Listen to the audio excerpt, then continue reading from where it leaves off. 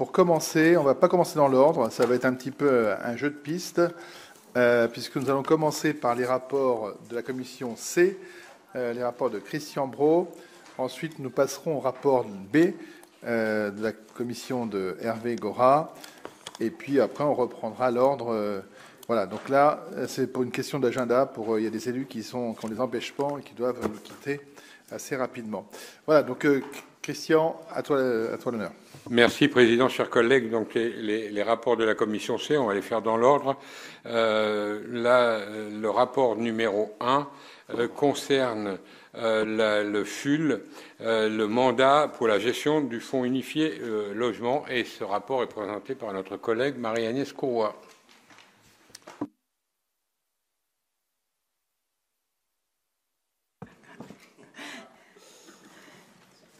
Monsieur le Président, chers collègues, il s'agit avec ce rapport présenté pour information de dresser un état des lieux des décisions prises par le président du conseil départemental du Loiret en application de la délégation de pouvoir qui lui a été consentie par l'Assemblée départementale pour la gestion du Fonds unifié de logement FUL.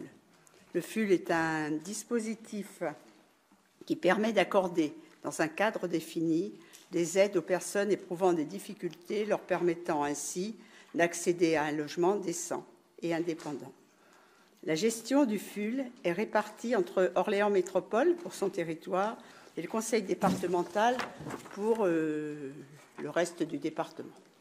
Le FUL comprend plusieurs types d'aides, des aides sous forme de subventions dans le cadre de l'accès et du maintien dans le logement, de subventions aux associations d'insertion. Ces subventions sont attribuées par l'Assemblée délibérante.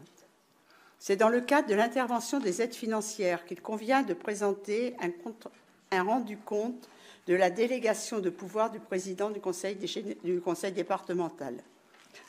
Ces aides financières, qui n'ont pas le caractère d'un droit ni d'une prestation versée de façon automatique, sont accordées suite à des instances qui s'assurent que le demandeur remplit les conditions pour en bénéficier. Les demandes complètes, généralement examinées dans un délai de 15 jours pour les logements, 1 mois pour les demandes de haute énergie. Vous trouverez une synthèse d'activité du FUL du 1/4/24 au 31/3/25 en annexe. La décision proposée, donc, prendre acte de l'information relative à l'activité du FUL du département qui vous est donc présentée.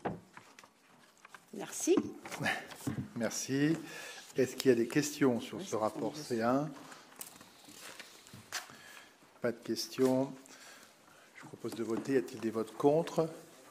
Des abstentions ? Il n'y en a pas. Merci. Rapport adopté. Rapport C2. Le rapport C2 concerne les pactes territoriaux des établissements publics de coopération intercommunale et de l'ADIL. Et c'est notre collègue Nelly Dury qui va le présenter. Monsieur le Président, chers collègues, le département du Loiret conduit depuis 1996 une politique volontariste dans le domaine du logement. Cette politique constitue un enjeu pour l'aménagement et le développement économique de notre département. Dans le cadre du service public de rénovation de l'habitat et plus particulièrement des programmes d'intérêt général, pactes territoriaux, le département a fait le choix d'intervenir à plusieurs niveaux, à savoir au titre de la délégation des aides à la pierre et au titre de ces aides propres. La réforme de la contractualisation entre l'État et les collectivités territoriales vise à proposer une offre de services publics universels pour la rénovation et l'amélioration de l'habitat privé sur l'ensemble du territoire et accessible à toute la population. Un seul pacte territorial doit ainsi être élaboré sur un territoire donné, sur l'ensemble des thématiques énergie, autonomie, habitat indigne, copropriété. 2024 marque donc la fin progressive des OPA créés en 1977 et l'apparition des pactes territoriaux. Dans ce cadre, les objectifs constituent la feuille de route des collectivités maîtres d'ouvrage et des signataires de la Convention. Ce sont les suivants. Améliorer le parcours des usagers, permettre la visibilité et la fiabilité de l'offre, assurer une universalité du service, assurer une couverture territoriale complète par la mobilisation des ménages, des publics prioritaires et des professionnels, par les conseils personnalités, l'appui au parcours d'amélioration. La subvention du département s'élève à 100 000 € pour l'année 2025. Il revient à chaque porteur de pacte de préciser s'il entend prendre en charge des financements complémentaires à ceux de l'ANA pour les travaux d'une part et pour l'assistance à maîtrise d'autre part. Les enjeux de la nouvelle contractualisation sont donc d'assurer la continuité des financements du service existant, de poursuivre le développement du service public de la rénovation de l'habitat avec des modalités harmonisées. Tout au long de l'année 2024, différents temps d'échange ont été organisés entre le département, l'ANA et les EPCI, dans un premier temps, afin d'informer les territoires sur les enjeux des futurs pactes territoriaux. Dans la continuité de la réunion en préfecture du 17 avril 2024 et sur sollicitation des EPCI qui souhaitaient disposer d'informations complémentaires, à ce jour, l'état des lieux est le suivant. Vous avez la liste des EPCI qui vont conclure un pacte et celles qui ne concluront pas de pacte à ce jour. J'ai un amendement qui vient d'arriver. Christian ? Oui, alors c'est dans un des paragraphes suivants de la page 4 où il est marqué « Seul le pacte territorial de la communauté de communes Berry-Loire-Puisée n'a pas été transmis » et celui-ci vient d'être transmis. Donc, c'était pour repréciser et ce sera modifié en conséquence. Merci. Donc, dans la continuité de la réunion en préfecture du 17 avril 2024 et sur sollicitation des EPCI qui souhaitaient disposer d'informations complémentaires, les projets de pactes territoriaux ont été soumis pour avis aux membres de la commission locale pour l'amélioration de l'habitat qui ont émis un avis favorable le 7 avril 2025. Il est ainsi proposé d'inscrire 135 000 € de crédits de paiement afin de financer le suivi animation pour 75 000 €, l'assistance à maîtrise pour 60 000 € et 100 000 € sont également proposés en investissement pour financer des travaux d'adaptation. Au vu du calendrier d'adoption des pactes territoriaux imposés par l'État, ces nouvelles modalités d'intervention financière seront déclinées lors du second semestre 2025, en lieu avec chaque EPCI et par voie d'avenant. Il est proposé que le département soit signataire des pactes en tant que délégataire et au titre de ses aides propres relatives à l'adaptation de logements et de par son soutien financier à la DIL et l'ECFR. La commission Bien vieillir, handicap, inclusion, logement et sport a émis un avis favorable le 3 juin 2025. Les décisions proposées sont d'approuver les termes des projets de pactes territoriaux tels qu'annexés au présent rapport, d'autoriser notre président à signer au titre de la délégation des aides à la pierre et des aides propres, ainsi que tout avenant nécessaire à la bonne exécution des pactes. Le présent rapport est soumis à vos délibérations. Bien, merci. Y a-t-il des questions sur ce rapport? Oui, Christine Tellier. Pas une question, mais une petite intervention pour expliquer notre vote sans que les contenus des pactes territoriaux eux-mêmes, et en particulier du travail de la DIL, ne soient directement remis en cause. Nous sommes toujours opposés à la suppression des aides propres du département pour la rénovation énergétique qui affectent les projets des foyers modestes et plus modestes, mais aussi certaines opérations de bailleurs sociaux. C'est pourquoi nous nous abstiendrons. Bien, merci. Donc, même si nous avons laissé un petit volume financier quand même sur ces dispositifs. Uniquement pour l'adaptation. Voilà. Là, je parle des aides propres rénovation énergétique. Tout à fait. Il y a 100 000 € qui sont maintenus, 135 000 €. Donc, voilà. Donc, est-ce qu'il y a d'autres remarques? Enfin, on est sur une politique qui n'est pas non plus obligatoire. Donc, c'est vrai que on aurait pu tailler dans le vif et réduire à zéro, mais c'est pas le choix qui a été fait pour cette année en tout cas. D'autres remarques sur ce rapport? Je propose de voter. Y a-t-il des votes? Christian? Oui, l'amendement. Oui, l'amendement, oui, bien sûr, oui, par rapport à Berry-Loire-Puisée. Y a-t-il des votes contre ce rapport? Y a-t-il des abstentions?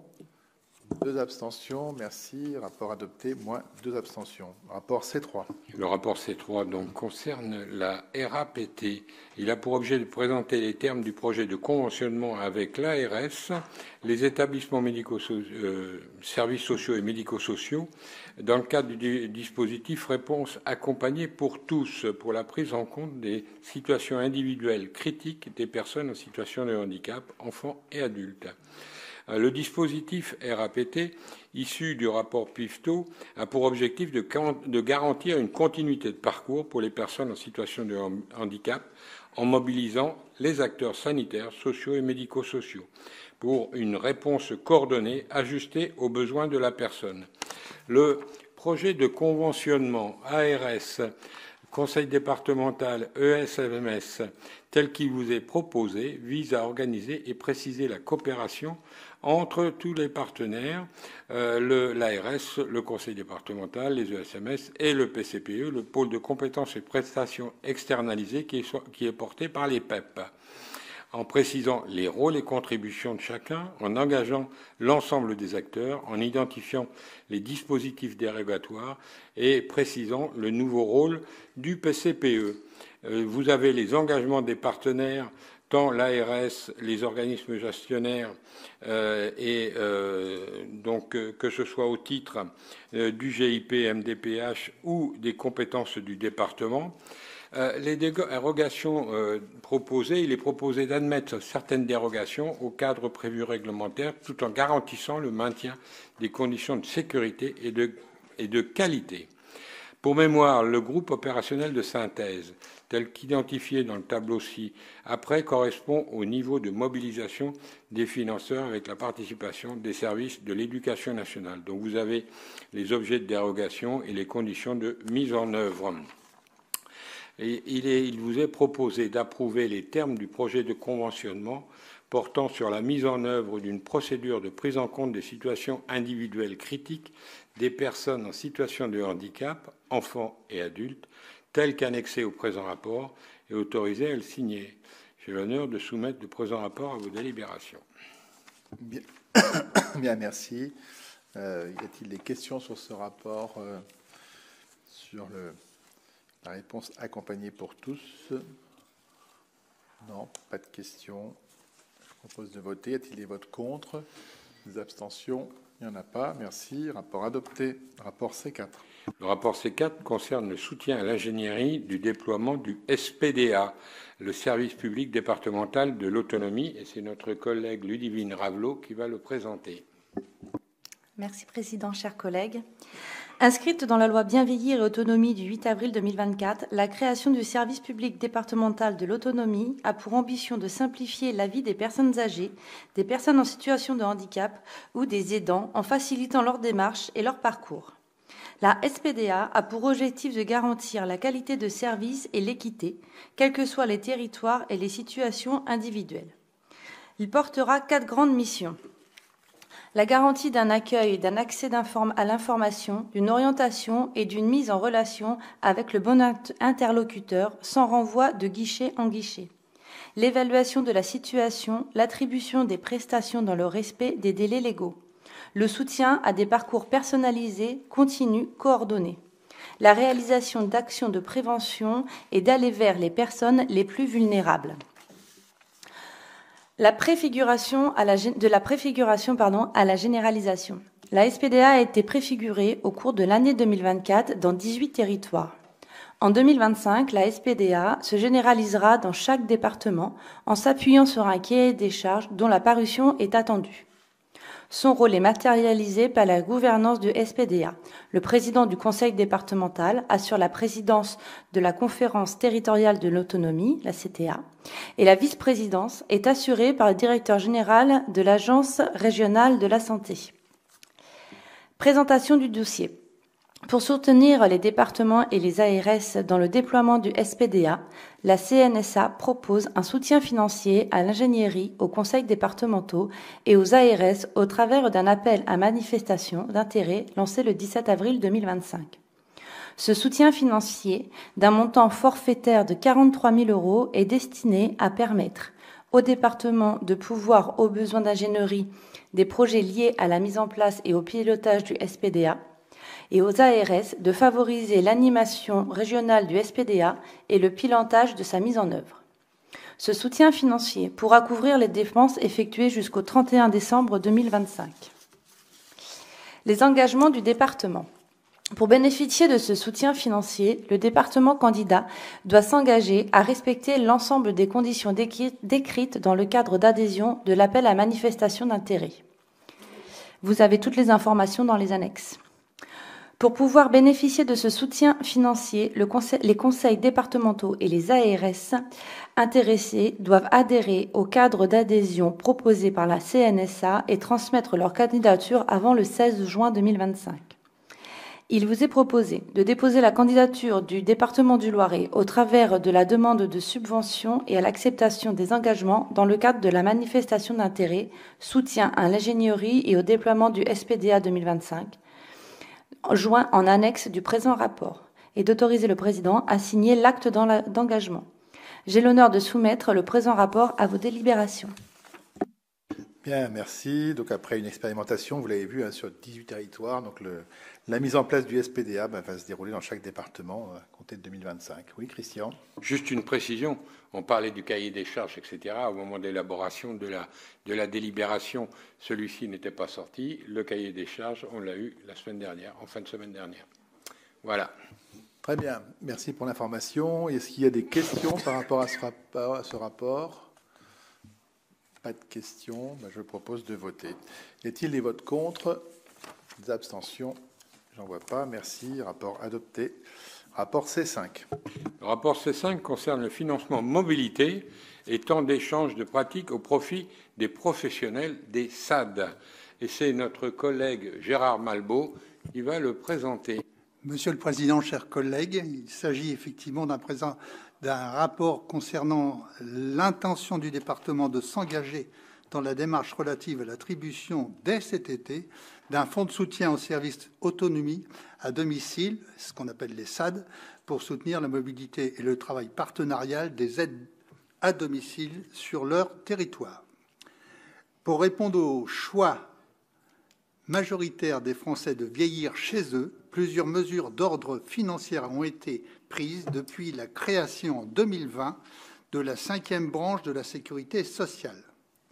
Ainsi, la mise en œuvre par l'État et les départements de l'avenant 43 relatif aux rémunérations de la branche de l'aide à domicile a permis de relever la rémunération des 210 000 aides à domicile d'environ 15%. Une dotation qualité d'un montant correspondant à un supplément de 3 € par heure d'intention, soit 3,383 € en 2025, a été également mise en œuvre afin de favoriser la montée en qualité des services d'aide à domicile financés par l'État après contractualisation avec le département.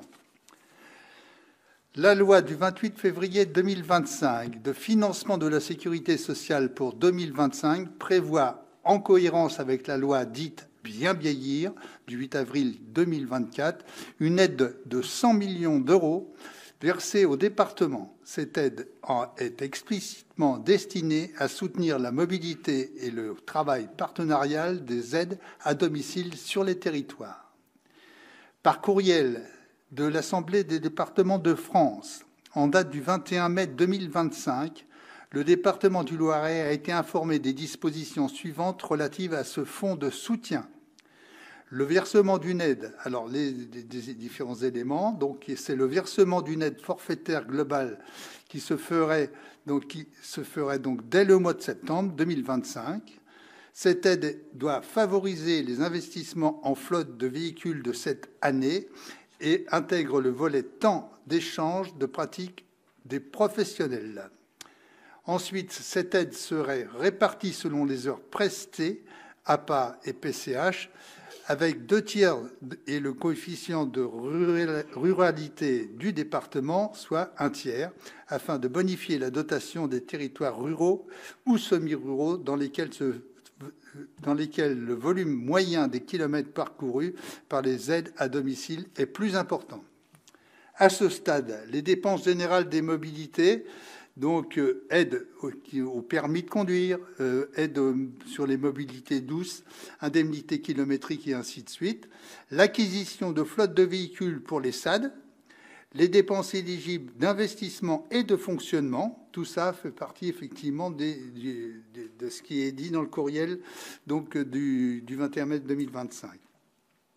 Les données qui seront prises en compte pour le Loiret sont de 1 354 951 €, 31 heures APA et de 430 245,31 heures PCH. Cette aide sera intégrée dans les concours fusionnés de la Caisse nationale de solidarité pour l'autonomie, la CNSA. L'assiette de la CNSA sera plafonnée pour limiter les effets inflationnistes et responsabiliser les gestionnaires sur la gamme de véhicules retenus.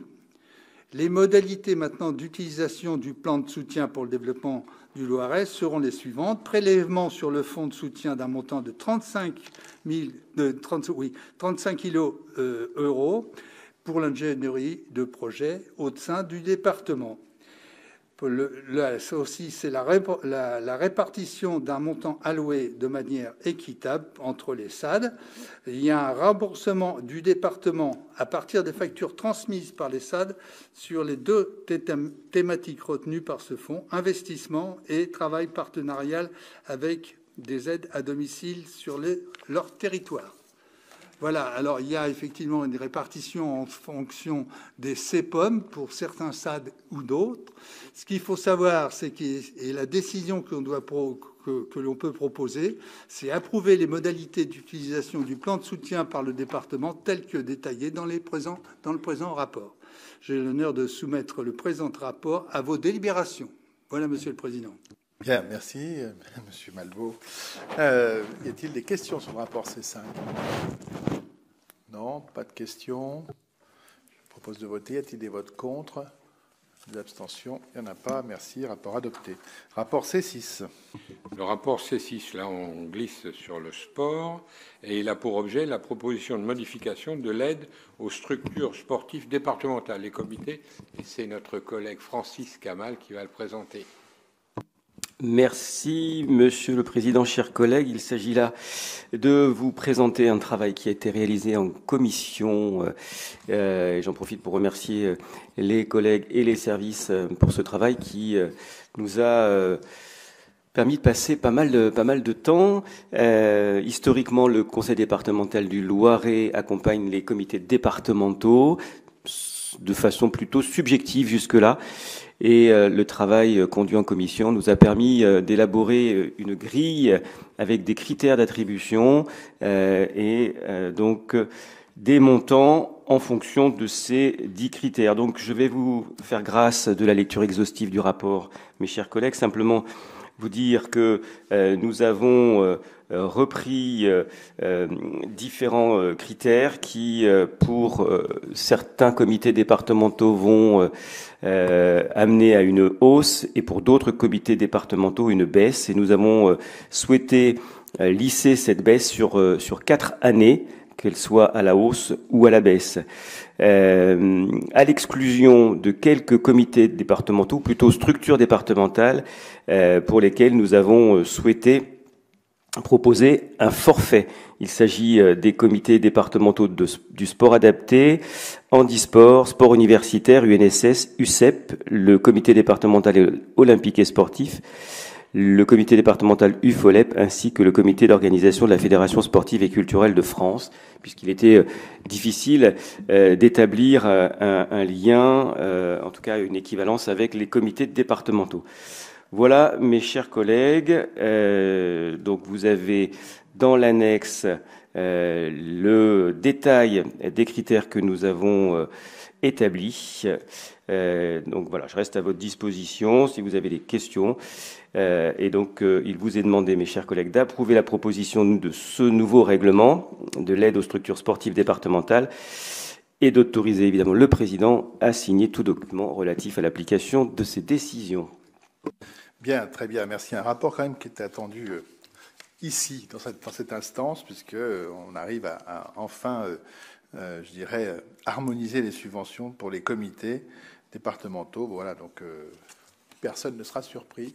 Ils seront prévenus en temps et en heure de la trajectoire qui leur est réservée.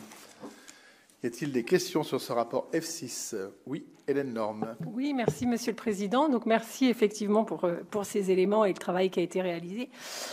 J'avais quand même une question sur l'enveloppe globale. Du coup, est-ce que par rapport à l'enveloppe globale qui est donnée au comité, on retombait sur les mêmes montants ou si pour c'est comme d'autres associations ou structures, on avait une baisse de l'enveloppe globale? C'était la question. Oui, tu as raison, est pertinente, puisque un des objectifs, c'était effectivement d'appliquer les mêmes baisses que pour toutes les politiques départementales. Donc, on a tenu compte de cela et on est arrivé à une baisse assez significative par rapport aux années précédentes. Bien. Et ce qui ne signifie pas que tout est figé pour 2026. Parce que là, évidemment, quand on va repasser le budget 2026 à la moulinette, il est probable qu'il y ait d'autres baisses. Ça, il faut l'entendre. Bien, mais on part sur ce règlement déjà qui clarifie les choses. Est-ce qu'il y a d'autres questions sur ce rapport C6? Non, je vous propose de voter. Est-il des votes contre ou des abstentions? Il n'y en a pas, merci. Rapport adopté. Rapport C7. Le rapport C7 concerne les subventions aux associations sportives basées sur les effectifs, notre subvention traditionnelle annuelle, et c'est toujours Francis Kamal qui va vous la présenter. Oui, merci. Alors très rapidement, vous connaissez bien ce dispositif. Juste deux précisions. La première, c'est que malgré le délai supplémentaire que nous avons accordé aux associations, certaines ont rendu le dossier après cette prolongation, et donc nous avons décidé en commission, pour ne pas pénaliser totalement ces associations, eh bien d'appliquer une réduction de 50% du montant qui leur était alloué pour marquer le coup et aussi pour les inviter à déposer les dossiers dans les temps. Voilà, et puis voilà, vous avez le tableau en annexe. Alors si vous le souhaitez, je veux bien vous faire la liste, je veux bien vous lister les quelques centaines d'associations concernées, mais je suis pas sûr que ce soit intéressant. Tu es d'accord? Bien. Donc voilà. Donc comme l'a rappelé Christian Brault, c'est un rapport que nous passons chaque année, donc pas de surprise. Nous avons tous été voir sur nos cantons, évidemment, comment évoluent ces subventions. Bien, y a-t-il des questions sur ce rapport C7? Oui, Christian Brault. Une précision, parce que certains ont déjà fixé leur date de remise justement ce qu'on dit, remise des chèques, remise des enveloppes, comme on veut, etc. C'est un moment de rencontre, c'est essentiel. Certains le font avant les vacances, d'autres le font à la rentrée en septembre. Je tiens à vous informer, c'est que il y a l'organisation des trophées du sport le 7 octobre, et vous aurez, donc là c'est pas fourni là, vous l'aurez dans vos casiers, des affiches et un courrier de Monsieur le Président qui informe sur cette manifestation. Donc je vous invite également non seulement à distribuer les affiches aux différents clubs qui sont les mêmes que ceux que vous avez dans vos cantons, et puis de le rementionner lors de la remise pour les inciter à être présents ce 7 octobre où on attend 4000 personnes pour ce moment de sport en partenariat avec la République du Centre. Merci. D'autres questions, d'autres remarques? Non, je propose de voter. Y a-t-il des votes contre? Des abstentions? Il n'y en a pas. Merci. Rapport adopté.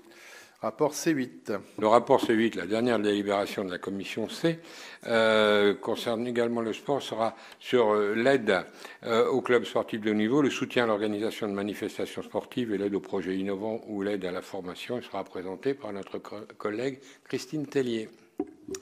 Monsieur le Président, Mesdames et Messieurs, le présent rapport a pour objet de vous proposer les demandes de subventions déposées au titre des actions subventions de fonctionnement aux clubs sportifs de haut niveau, soutien à l'organisation des manifestations sportives, aide aux projets innovants et aide à la formation sportive. Afin d'accompagner la pratique du sport pour tous les Loiretains et de poursuivre le maillage territorial performant de l'offre sportive prévue dans le cadre du projet de mandat, Le département soutient les acteurs sportifs et l'organisation des manifestations sportives. L'ensemble des dossiers étudiés et des propositions de la Commission vous a été communiqué en annexe de ce rapport. Les décisions proposées sont d'attribuer des subventions pour un montant total de 41 988 € au titre du programme « Permettre le développement de la pratique sportive pour tous les habitants du Loiret », qui seront imputés comme suit: 23 988 € pour les subventions de fonctionnement aux clubs sportifs de haut niveau, 15 500 € pour le soutien à l'organisation de manifestations sportives, 2 000 € pour le soutien au projet innovant sport inclusif, 500 € en subvention aux structures de formation sportive jeunes en devenir. J'ai l'honneur de soumettre le présent rapport à vos délibérations. Bien, merci. Y a-t-il des questions sur ce rapport? Pas de questions. Je propose de voter. Y a-t-il des votes contre? Des abstentions? Il n'y en a pas. Merci. Rapport adopté. Bien, merci, Monsieur le Président Christian Braud. Nous passons maintenant au rapport de la commission B avec le Président Hervé Gorin. Bien, bonjour à tous. Merci, Président. Donc, le rapport B1 sera présenté par notre collègue Jean-Pierre Gabel. Merci beaucoup.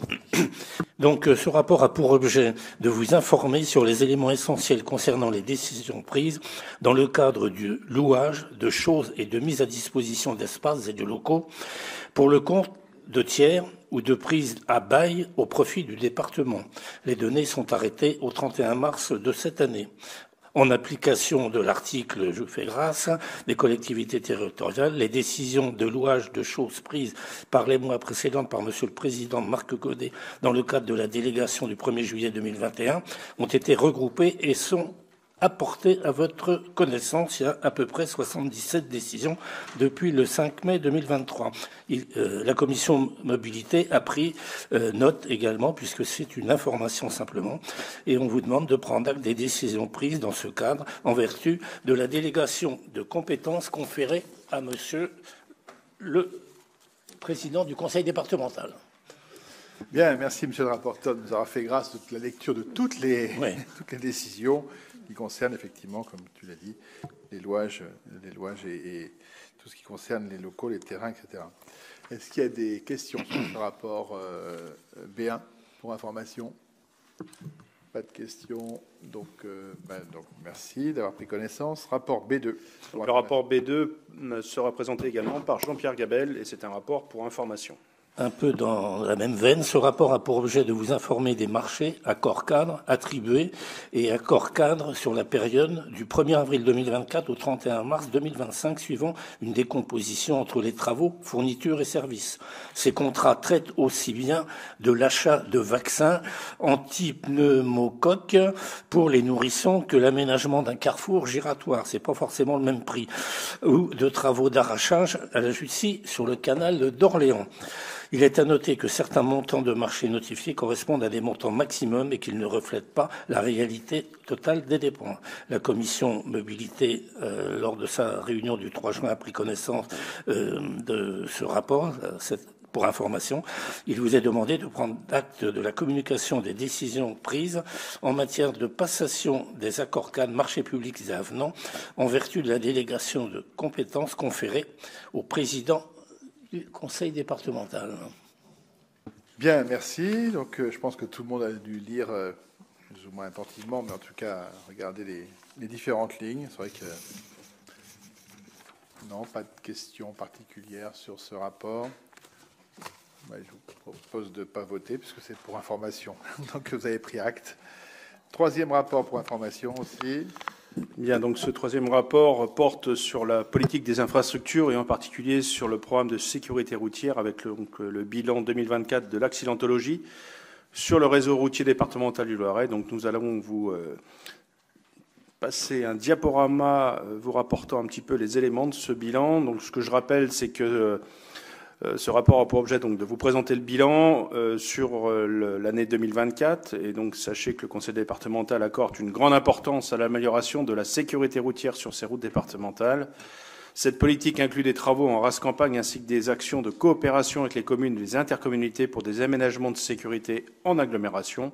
Et donc nous avons différents observatoires qui nous permettent de relever l'accidentologie qui existe et puis d'en prendre, acte et répondre aux demandes. Voilà. Bah, écoutez, je vous propose, sans plus tarder, donc, de dérouler ce diaporama qui vous indique donc l'évolution de l'accidentologie sur l'année 2024, avec ce comparatif qui a été fait par rapport à la période 2019-2023. Donc on voit en bas les chiffres qui vous sont, je ne vais pas reprendre tout le tableau, mais simplement on voit l'évolution. Et donc en résumé, on voit bien qu'il y a une hausse des accidents corporels, un peu plus de 28%, une hausse malheureusement du nombre de tués également de 13,9%. Par contre, une baisse de l'indice de gravité d'1,7 point qui passe à 14,5 tués pour 100 accidents corporels et donc à 12,8 en 2024. Donc c'est des indicateurs qui sont importants pour nous de suivre. Également, quelque chose d'important, c'est de voir aussi comment se situe et comment se répartit cette évolution de l'accidentologie sur l'ensemble de notre réseau routier. Donc sont figurés ici en point rouge et en point noir les accidents qu'il y a eu sur cette année 2024 avec la répartition sur la carte du département, étant entendu que nos points ont une légende et donc c'est des accidents graves quand ils sont en rouge et c'est malheureusement des accidents mortels quand ils sont en noir. Voilà.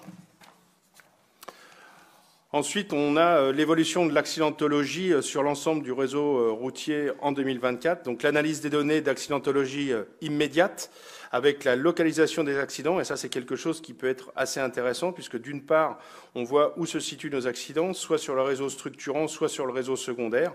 Donc il y a une proportion qui est assez, flagrante. Et puis d'un autre côté, on a la répartition aussi des accidents en ou hors agglomération pour l'année 2024, avec nombre d'accidents et de blessés hospitalisés et malheureusement de décès.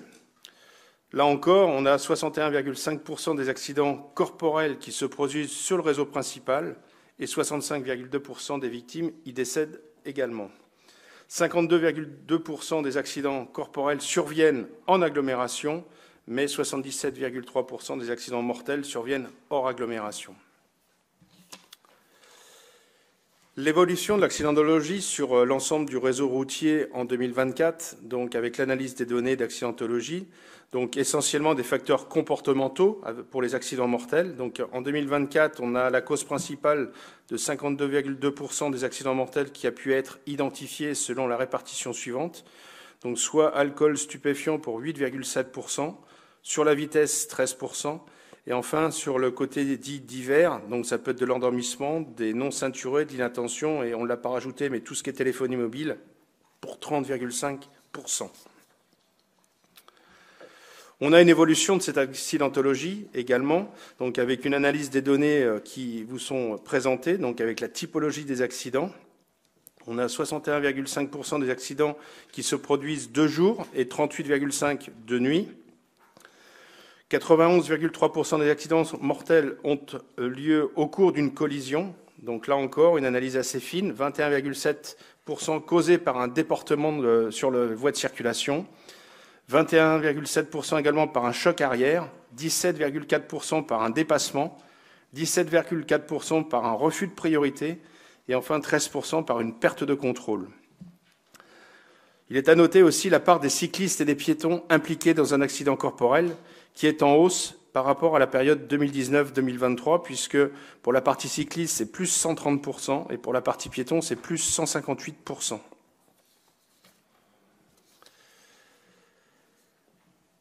Ensuite, sur l'état de situation sur le réseau routier ayant connu une évolution de la VMA à 90 km/h. C'est souvent quelque chose qui nous est demandé, de voir comment ça a influé le fait de repasser de 80 à 90 km/h. Et donc, nous avons fait l'exercice, à savoir que sur le premier tableau qui est présenté, c'est donc l'évaluation à 4 ans pour la première vague qui avait été remise, soit 415 km, depuis donc le 2 novembre 2020. Donc on voit que, je dirais, pour la période de référence 2019-2023, on a une gravité à 27,2, une densité à 5,5 et un taux à 2,7. Pour la période 2018 à novembre 2019, avec donc la vitesse qui était à l'époque à 80 km/h, sur le taux de gravité, on est à 31,8, à comparer à 28,1 quand on est passé de 2021 à 24 à 90. Pour la densité, on était à 5,3, on est passé à 5,4, donc globalement stable. Et également pour le taux qui était à 2,6, qui est resté à 2,6. Ensuite, quand on a fait la deuxième campagne, de deuxième vague pour augmenter encore la vitesse à 90 km/h sur 105 km, qui donc ont été réalisés depuis le 23 janvier 2023, même exercice, hein, on a pris la période 2018-2019, où là, sur la gravité, on était à 31,8, et pour la période de 2023-2024, on est à 14,3. Sur la densité, on était à 5,3, on est passé à 3,3. Et enfin, sur le taux, on était à 2,6, on est revenu à 1,6.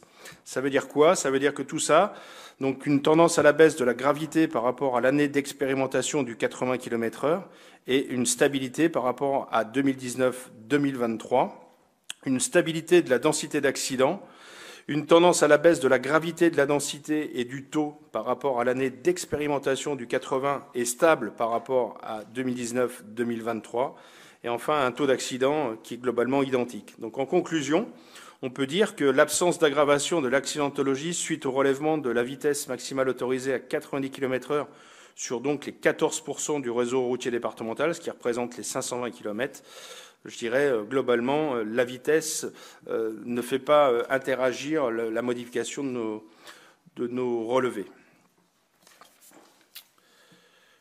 Sur l'évaluation à 4 ans de l'abaissement sur la tangentielle, puisque là aussi on se pose souvent cette question, hein, donc ayant connu donc un abaissement de la vitesse maximale autorisée de 70 à 90 km/h.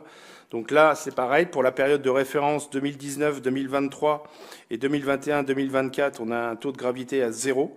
Une densité qui baisse également, globalement. Hein, sur la période 2019-23, on est à 132,1 et sur 21-24, on est à 160,4, donc une densité un peu plus importante par contre. Et enfin, le taux, on était à 1,8 sur 2019-23 et sur 2021-2024, on est à 2,7. Donc c'est une tendance à la baisse de la gravité par rapport à la période avant abaissement de la vitesse à 90 et 80, enfin à 70 et 90, pardon, et une stabilité donc de la densité et une légère augmentation du taux.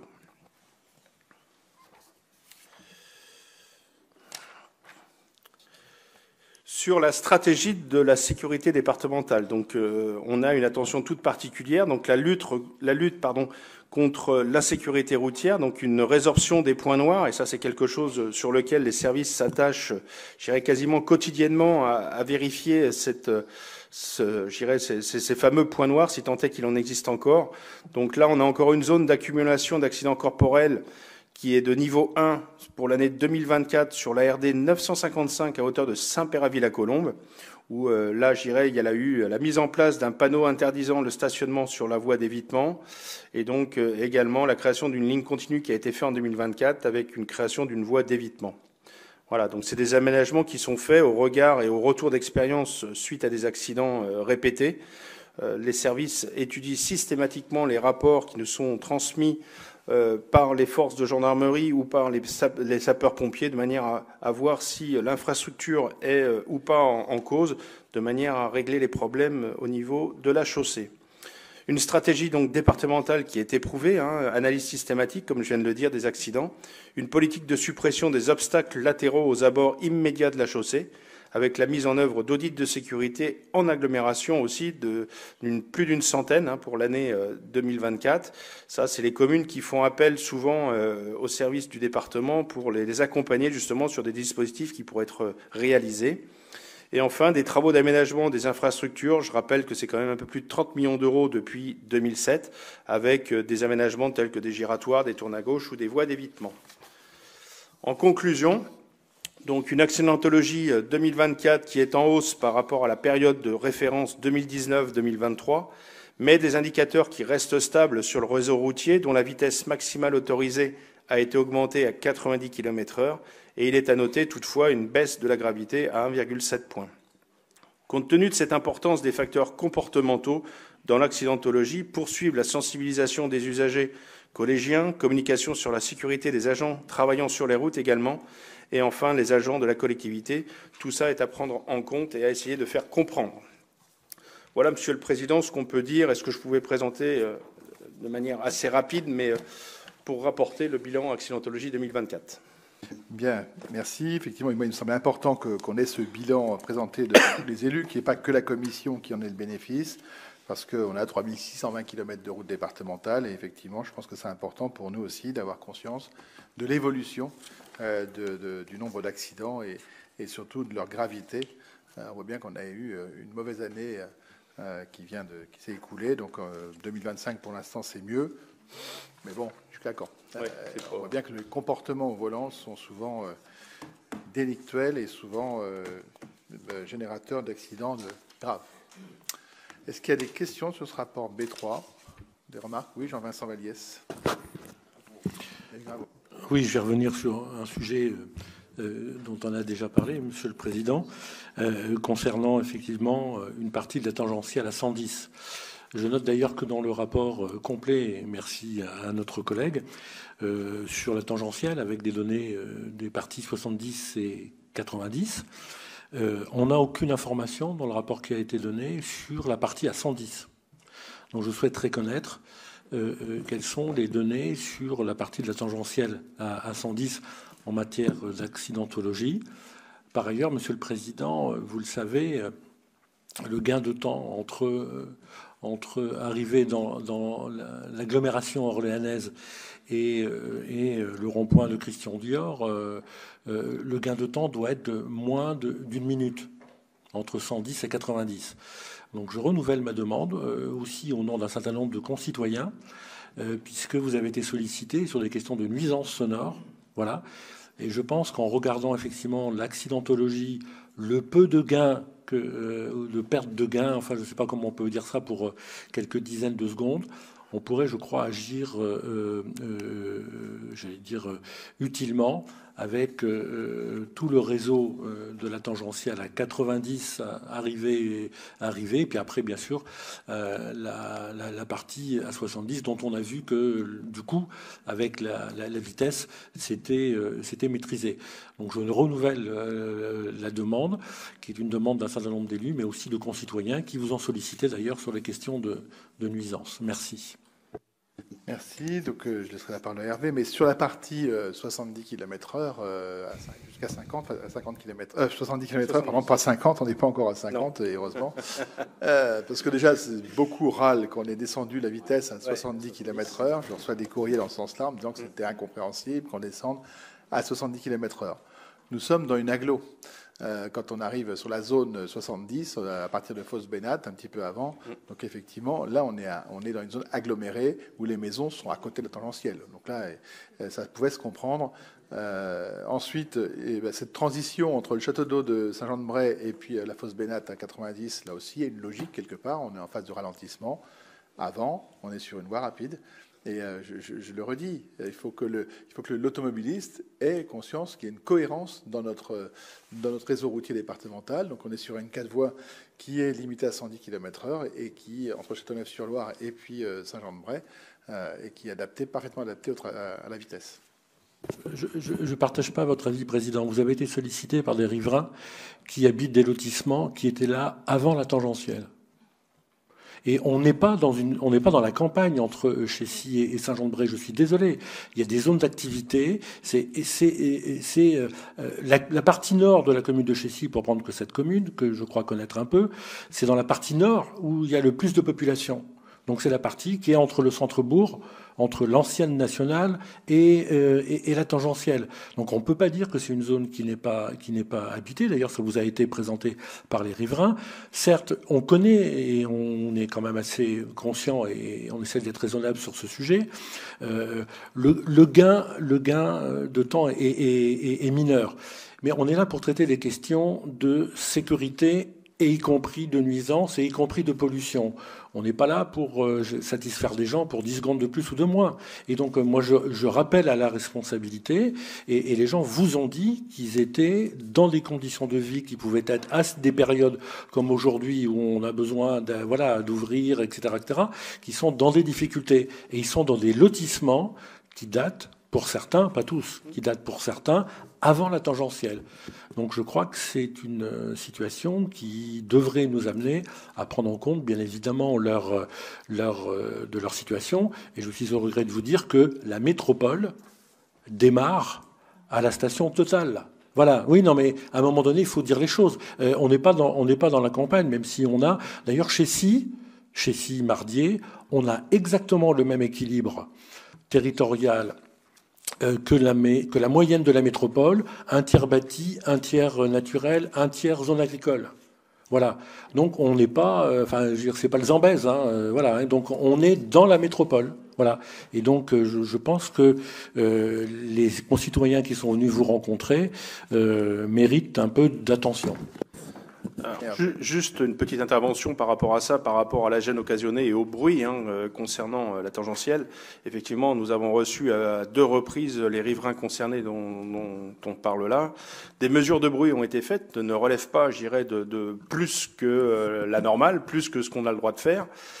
Des possibilités d'aménagement avaient été donc actées avec eux, puisqu'il y avait possiblement, je dirais, une barrière végétale qui aurait pu être installée pour limiter, encore une fois, mais les mesures de bruit qui ont été relevées n'appellent pas d'aménagement particulier, il faut le savoir.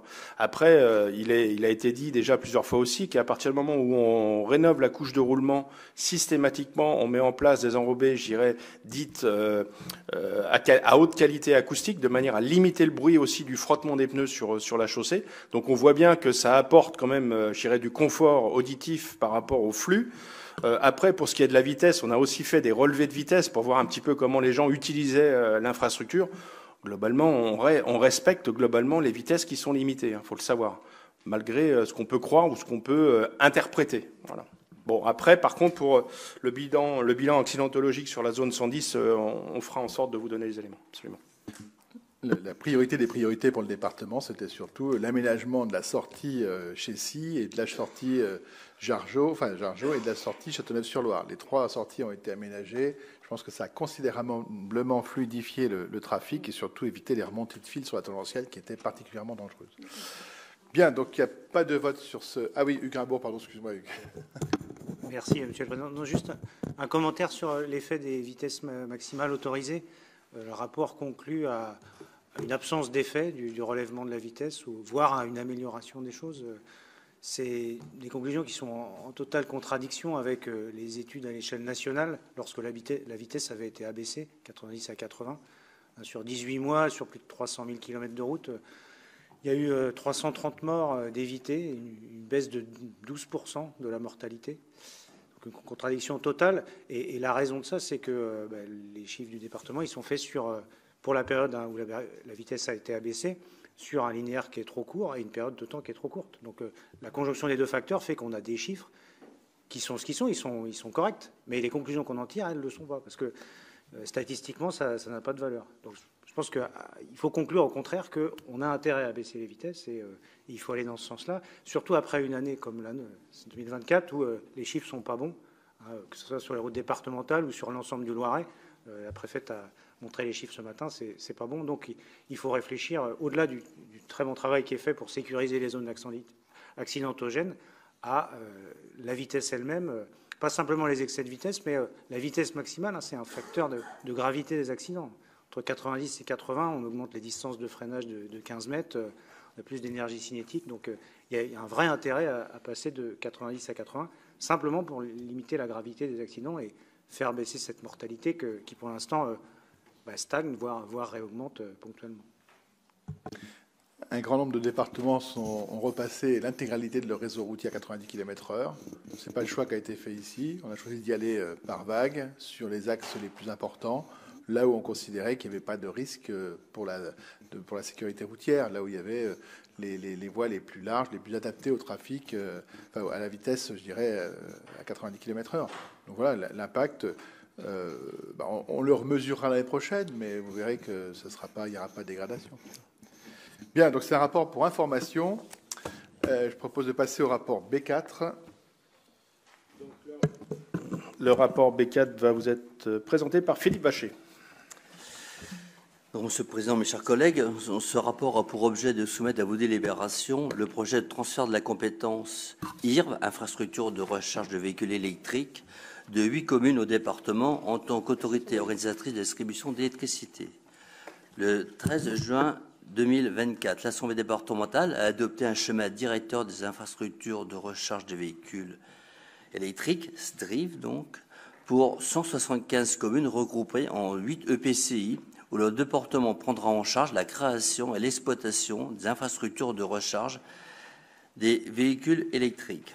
Auparavant, le 19 avril 2024, la commission permanente du département avait approuvé le transfert de cette compétence pour 100 communes n'ayant pas installé de bornes de recharge par elles-mêmes. 6 autres communes ont décidé de transférer cette compétence au deuxième trimestre 2024. 8 nouvelles autres communes, dont Briare-Pithiviers, favorables au transfert, ont installé leurs propres bornes de recharge. Dans ces cas, une évaluation de transfert, de l'infrastructure est nécessaire pour le transfert. Pour Briare et Pithiviers, le transfert est prévu pour 2025 en raison de l'absence de contrat d'exploitation. Pour les autres communes ayant des bornes, le transfert est prévu entre fin 2025 et au début 2026 à expiration de leur contrat actuel. Pour le transfert de la compétence IRV soit effectif pour les 6 communes ayant déjà voté en faveur de ce transfert, le département doit prendre une délibération concordante.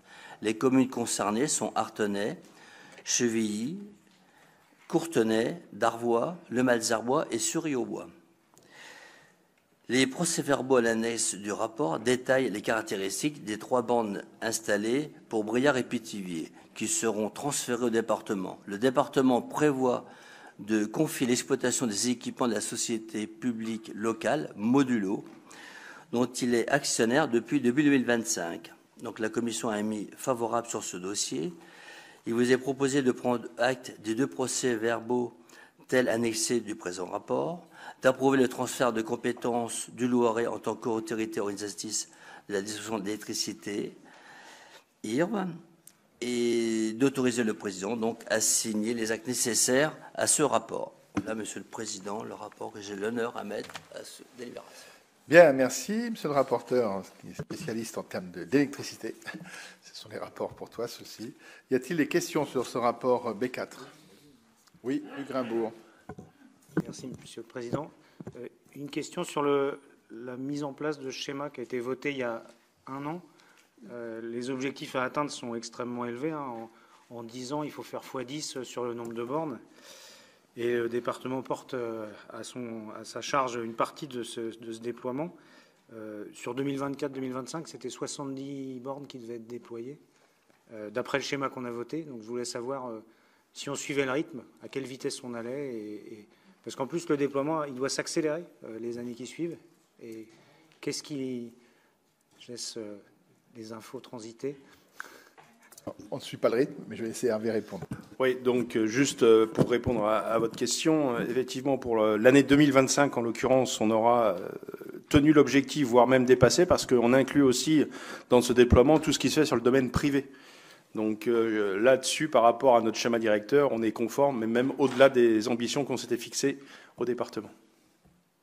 Alors, je n'ai pas le chiffre exact, mais je sais qu'on est bien au-dessus. Non, mais tout ce qui se fait sur les parkings de supermarchés, c'est ça, etc. Donc, toute l'initiative privée. C'était identifié dans le schéma.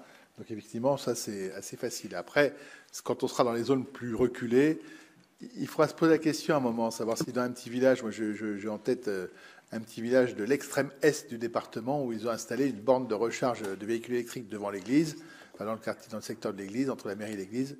Et franchement, il n'y a pas un véhicule qui vient se brancher. Et puis, en plus, la borne a été dégradée. Donc, j'en ai un exemple aussi en face chez moi, la commune de Dadonville, sur le parking de la salle des fêtes devant la mairie. La borne, la double borne, elle est HS depuis longtemps et ils vont la supprimer. Donc, il faut quand même qu'on se repose des questions. Parce que savoir si on poursuit ou pas, bon, nous, en tout cas, la réflexion, quand c'est sur des parkings de supermarchés ou dans des parkings qui sont très fréquentés, je vois notre syndicat d'énergie sur le Pithiviers, sur le Nord-Loiret, va déployer devant les salles des fêtes, etc. Bon, devant la mairie, quand on vient à la mairie, qu'on passe une demi-heure à la mairie, bon, on peut se rebrancher. Mais voilà, je pense qu'on a besoin de revoir un peu aussi, d'adapter notre schéma. Je pense qu'Hervé, là-dessus, il faudra quand même qu'on soit au clair. Est-ce qu'il y a d'autres remarques sur le B4 ? D'autres questions ?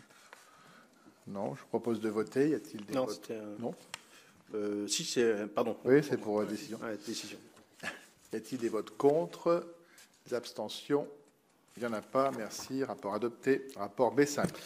Donc, le rapport B5 est un rapport pour décision également qui porte sur le point 9 multimodal de Châteauneuf-sur-Loire et donc avec la déclaration de projet et mise en compatibilité, surtout avec le PLU de la commune de Châteauneuf. Donc, on a l'honneur de soumettre à vos délibérations cette déclaration du projet de point nœud multimodal d'intérêt général en vue de la sollicitation de la ville de Châteauneuf pour approuver la mise en compatibilité de son PLU. Donc, le département du Loiret a lancé un projet de création d'un point nœud multimodal à Châteauneuf-sur-Loire pour remplacer l'actuelle aire de covoiturage qui est saturée. Ce projet s'inscrit dans le cadre du schéma départemental des mobilités approuvé en décembre 2022. Le foncier nécessaire est maîtrisé par le département. Cependant, le projet n'est pas compatible avec le zonage actuel du PLU de la commune, nécessitant donc une mise en compatibilité. Donc, ce projet comprend, je le rappelle, un nouveau parking de covoiturage de 112 places, dont 6 places pour véhicules électriques et 3 places pour personnes à mobilité réduite, des ombrières photovoltaïques et des infrastructures de recharge pour véhicules électriques, un arrêt de car pour les lignes régulières régionales, un bâtiment multiservice de 40 mètres carrés avec un espace d'attente connecté et un préau pour les produits locaux frais, des circulations douces sécurisées pour piétons et cyclistes, et enfin des équipements pour vélos, donc avec des abris sécurisés, casiers de rangement, arceaux, équipements de réparation. Donc les objectifs du projet sont réduire la circulation automobile et l'autosolisme, sécuriser et fluidifier les échanges entre les différents modes de transport, augmenter l'offre de stationnement de covoiturage, produire de l'énergie renouvelable et offrir des services complémentaires aux usagers. Donc la commune de Châteauneuf-sur-Loire a autorisé le département à lancer une enquête publique. Cette enquête publique s'est déroulée du 17 mars au 18 avril 2025, recueillant 162 appréciations. Le commissaire enquêteur a émis un avis favorable sans réserve déclarant l'intérêt général du projet. Le département doit maintenant solliciter le conseil municipal de Châteauneuf-sur-Loire pour approuver la mise en compatibilité de son PLU avec le projet. La commission mobilité et aménagement du territoire a émis un avis favorable sur ce dossier. Je vous ai donc proposé aujourd'hui de prendre acte de l'avis favorable sans réserve rendu par le commissaire enquêteur, dont le rapport et les conclusions sont joints en annexe de ce présent rapport. Et enfin, déclarer d'intérêt général le projet d'aménagement du point nœud multimodal. En conséquence, le président sollicitera le conseil municipal de la ville de Châteauneuf-sur-Loire pour qu'il approuve la mise en compatibilité numéro 2 du PLU et enfin d'imputer ses dépenses correspondantes sur l'opération numéro 24 OP 0033. Voilà, Monsieur le Président. Bien, merci. Donc un super projet dont nous sommes très fiers puisque c'est le premier du genre qui va voir le jour dans le département sur vraiment un secteur, comme on l'a dit, qui est au carrefour d'axes de circulation, la route de Gien à Orléans, la route de Montargis à Orléans, le lycée de oui, mais c'est Adrienne Bolland, je cherchais. Voilà, donc vraiment un secteur là qui est très opportun. Et donc nous sommes suspendus maintenant à la décision du conseil municipal de Châteauneuf-sur-Loire. Et donc, c'est pas à gagner. Y a-t-il des questions sur le rapport B5? Pas de questions. Je propose de voter. Est-ce que Florence peut voter? Oui, a priori, il n'y a pas de souci. Donc, je vous propose de voter. Y a-t-il des votes contre? Des abstentions? Il n'y en a pas. Merci. Rapport adopté. Rapport B6. Le rapport B6 va vous être présenté par notre Benjamin Ariel Lévy. Merci, Monsieur le Président, cher Hervé. Je vais vous présenter le rapport B6 qui concerne l'évolution du catalogue des services de la régie en charge de l'exploitation du réseau très haut débit Medialis. Ce rapport a pour objet de vous présenter le catalogue de services qui a été approuvé au terme de la délibération du Conseil départemental de la session du 27 et 28 mars 2025. Les modifications proposées dans ce catalogue ont pour objectif d'élargir et d'adapter les prestations commerciales y figurant actuellement. La mise à jour du catalogue de services concerne notamment l'ajout d'un service d'hébergement dans les nœuds de raccordement abonnés, qu'on appelle NRA, l'ajout d'un service feuille à feuille pour le LAN to LAN, l'ajout de portes de collecte pour le DSL. La commission mobilité et aménagement du territoire a émis un avis favorable sur ce dossier. Voilà, il vous est proposé d'approuver le catalogue tarifaire tel qu'annexé au présent rapport et d'autoriser le président à signer les contrats commerciaux. Bien, extrêmement rapide. C'est du haut débit. Donc, allez, je vous propose est-ce qu'il y a des questions sur ce rapport concernant Medialis? Pas de questions. Je propose de voter. Y a-t-il des votes contre? Des abstentions? Il n'y en a pas. Merci. Rapport adopté. Rapport B7. On continue avec notre collègue Ariel Lévy. Merci, cher Président. Président, je suis désolé, j'ai une pression folle à côté de moi pour aller très vite, donc j'essaye de m'y adapter. Le rapport B7 a pour objet de vous soumettre les évolutions de la convention cadre de mise à disposition d'agents du département auprès de la régie Médialis.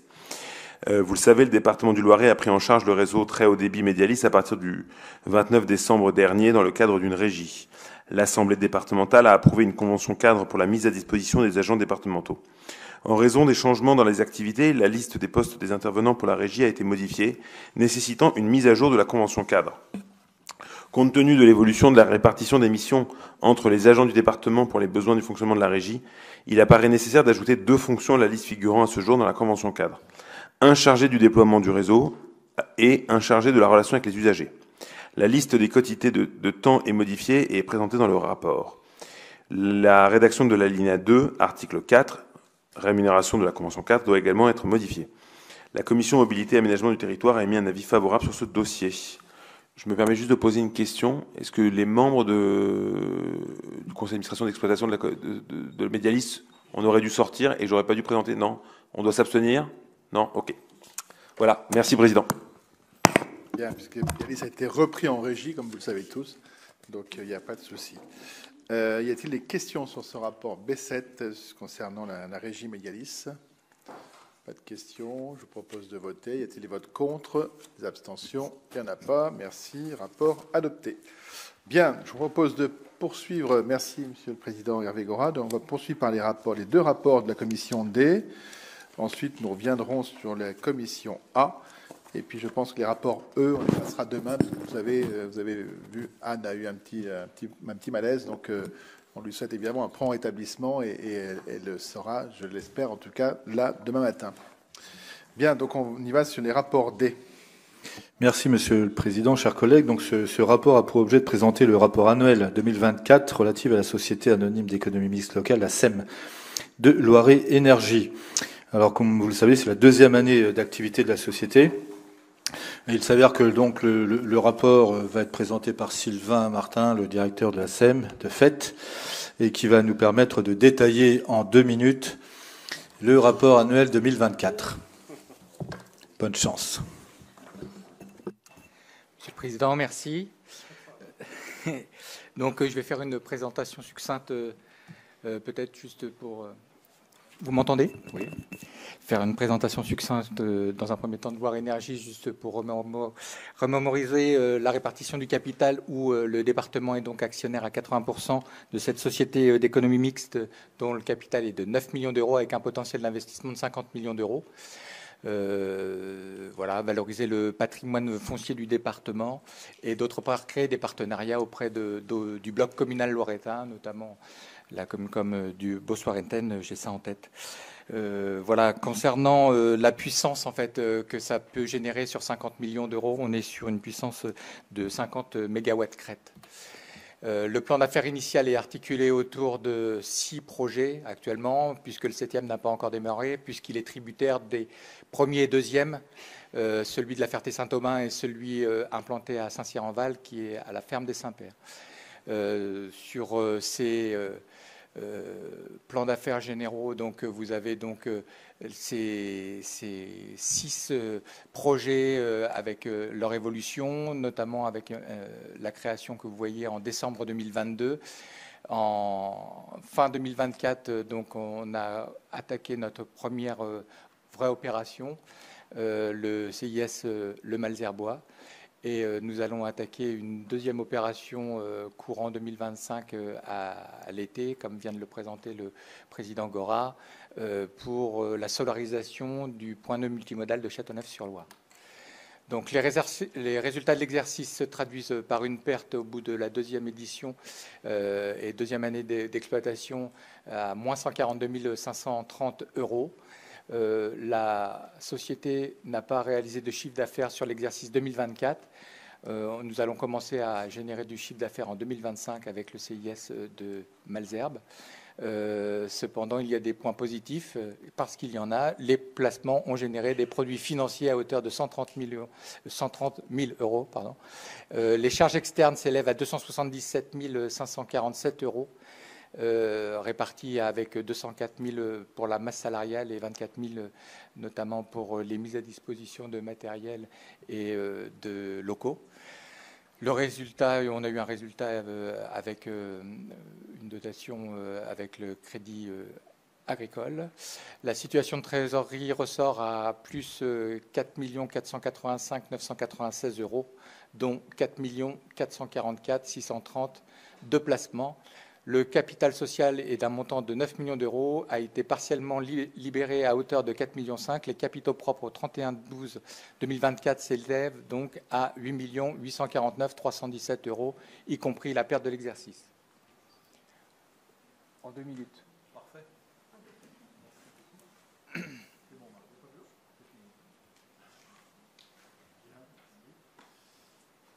Bien, est-ce qu'il y a des questions sur cette présentation faite par le directeur général de Loiret Énergie? Je pense qu'il peut y avoir des questions.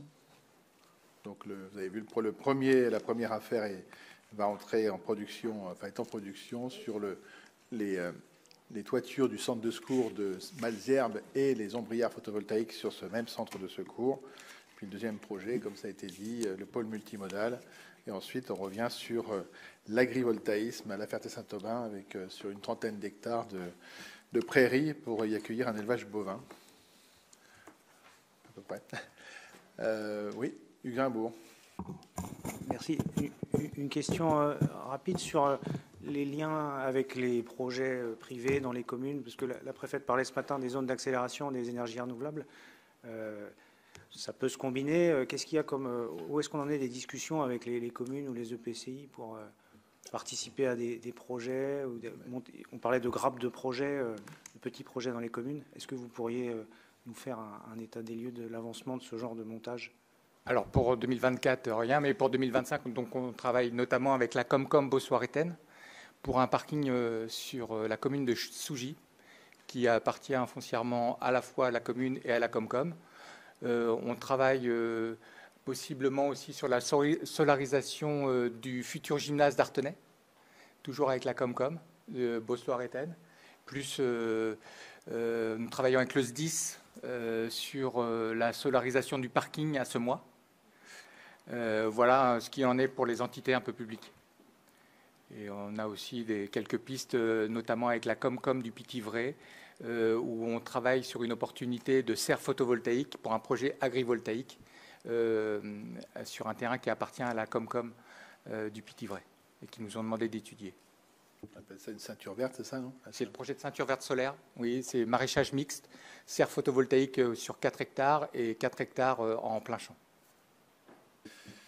Voilà, donc des projets qui sont intéressants. Bon, pour moi, je pense que ça tarde toujours à venir parce que les démarches sont très longues, très lourdes, très fastidieuses. Bon, c'est ça la France aussi. Hein. C'est-à-dire qu'on dit il faut accélérer la transition environnementale, il faut se dépêcher de produire de l'énergie propre. Et puis on voit que finalement, on est accablé de démarches lourdes. Voilà, donc c'est toujours un peu dommage parce que d'abord c'est lourd et coûteux. C'est ça le problème. Donc voilà, en tout cas, voilà le plan d'affaires. Et puis on voit apparaître dans le paysage d'autres opérateurs. Donc il y a la région qui a créé sa SEM qui commence à venir aussi sur le territoire. Alors on avait dit, attendez, on est déjà en place. Essayons de voir peut-être différemment, mais bon, ils vont aussi démarcher. Alors ils n'ont pas tout à fait le même modèle économique que nous. Et puis il y a une SPL sur la métropole qui est aussi dans la même démarche. Bon, là, la SPL elle travaille pour ses actionnaires uniquement. Bien. Oui, monsieur Thierry Bracmont, monsieur le Président. Si je peux me permettre, monsieur le Président, pour compléter sur la question de mon collègue, notamment sur les zones d'accélération de transition écologique. Ça suppose aussi que dans les EPCI, on modifie nos PLU. Donc ça veut dire qu'une modification de PLU, c'est quasiment 1 an.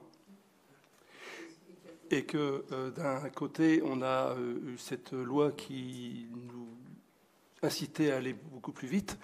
Et pour conforter ce que disait notre président, c'est que on a aussi beaucoup d'obstacles. Nous, on le voit sur un délaissé d'autoroute qui a été comblé avec de la terre, où on a un avis négatif de l'État parce que il y a moins de 10 ans, c'était encore un terrain agricole qui était cultivé parce que tellement il y avait des lapins.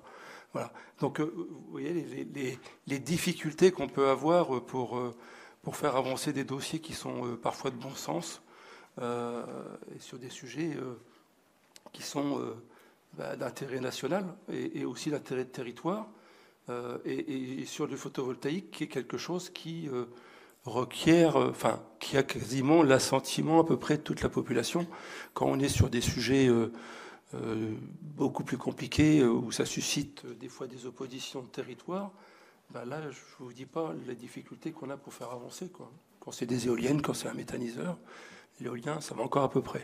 Mais les freins qu'on peut avoir avec l'État sont quand même relativement longs. Et après, il faudra encore qu'on ait un avis de la CRE, Comité de régulation de l'énergie, parce que les structures ne sont pas encore en mesure pour porter les nouveaux flux d'électricité qui doivent cheminer d'une région à une autre.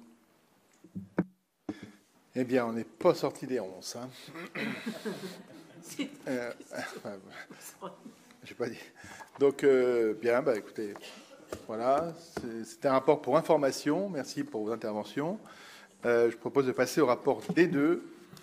Déjà, merci Sylvain pour ce rapport rapide mais efficace. Et puis, comme Thierry avait envie de parler, on va lui laisser le rapport suivant. Moment de lucidité. Voilà. Monsieur le Président, chers collègues, le présent rapport a pour objet de présenter une proposition d'attribution de subventions au titre dérogatoire pour le syndicat intercommunal d'eau d'Ingrane et Sully-la-Chapelle dans le cadre de l'appel à projet 2025 concernant les investissements des collectivités en faveur de la préservation de la ressource en eau.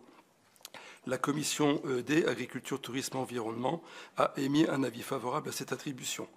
La préservation de la gestion durable de la ressource en eau sont au cœur des préoccupations du département du Loiret. Celui-ci œuvre pour promouvoir des politiques novatrices et proactives en matière de gestion de l'eau.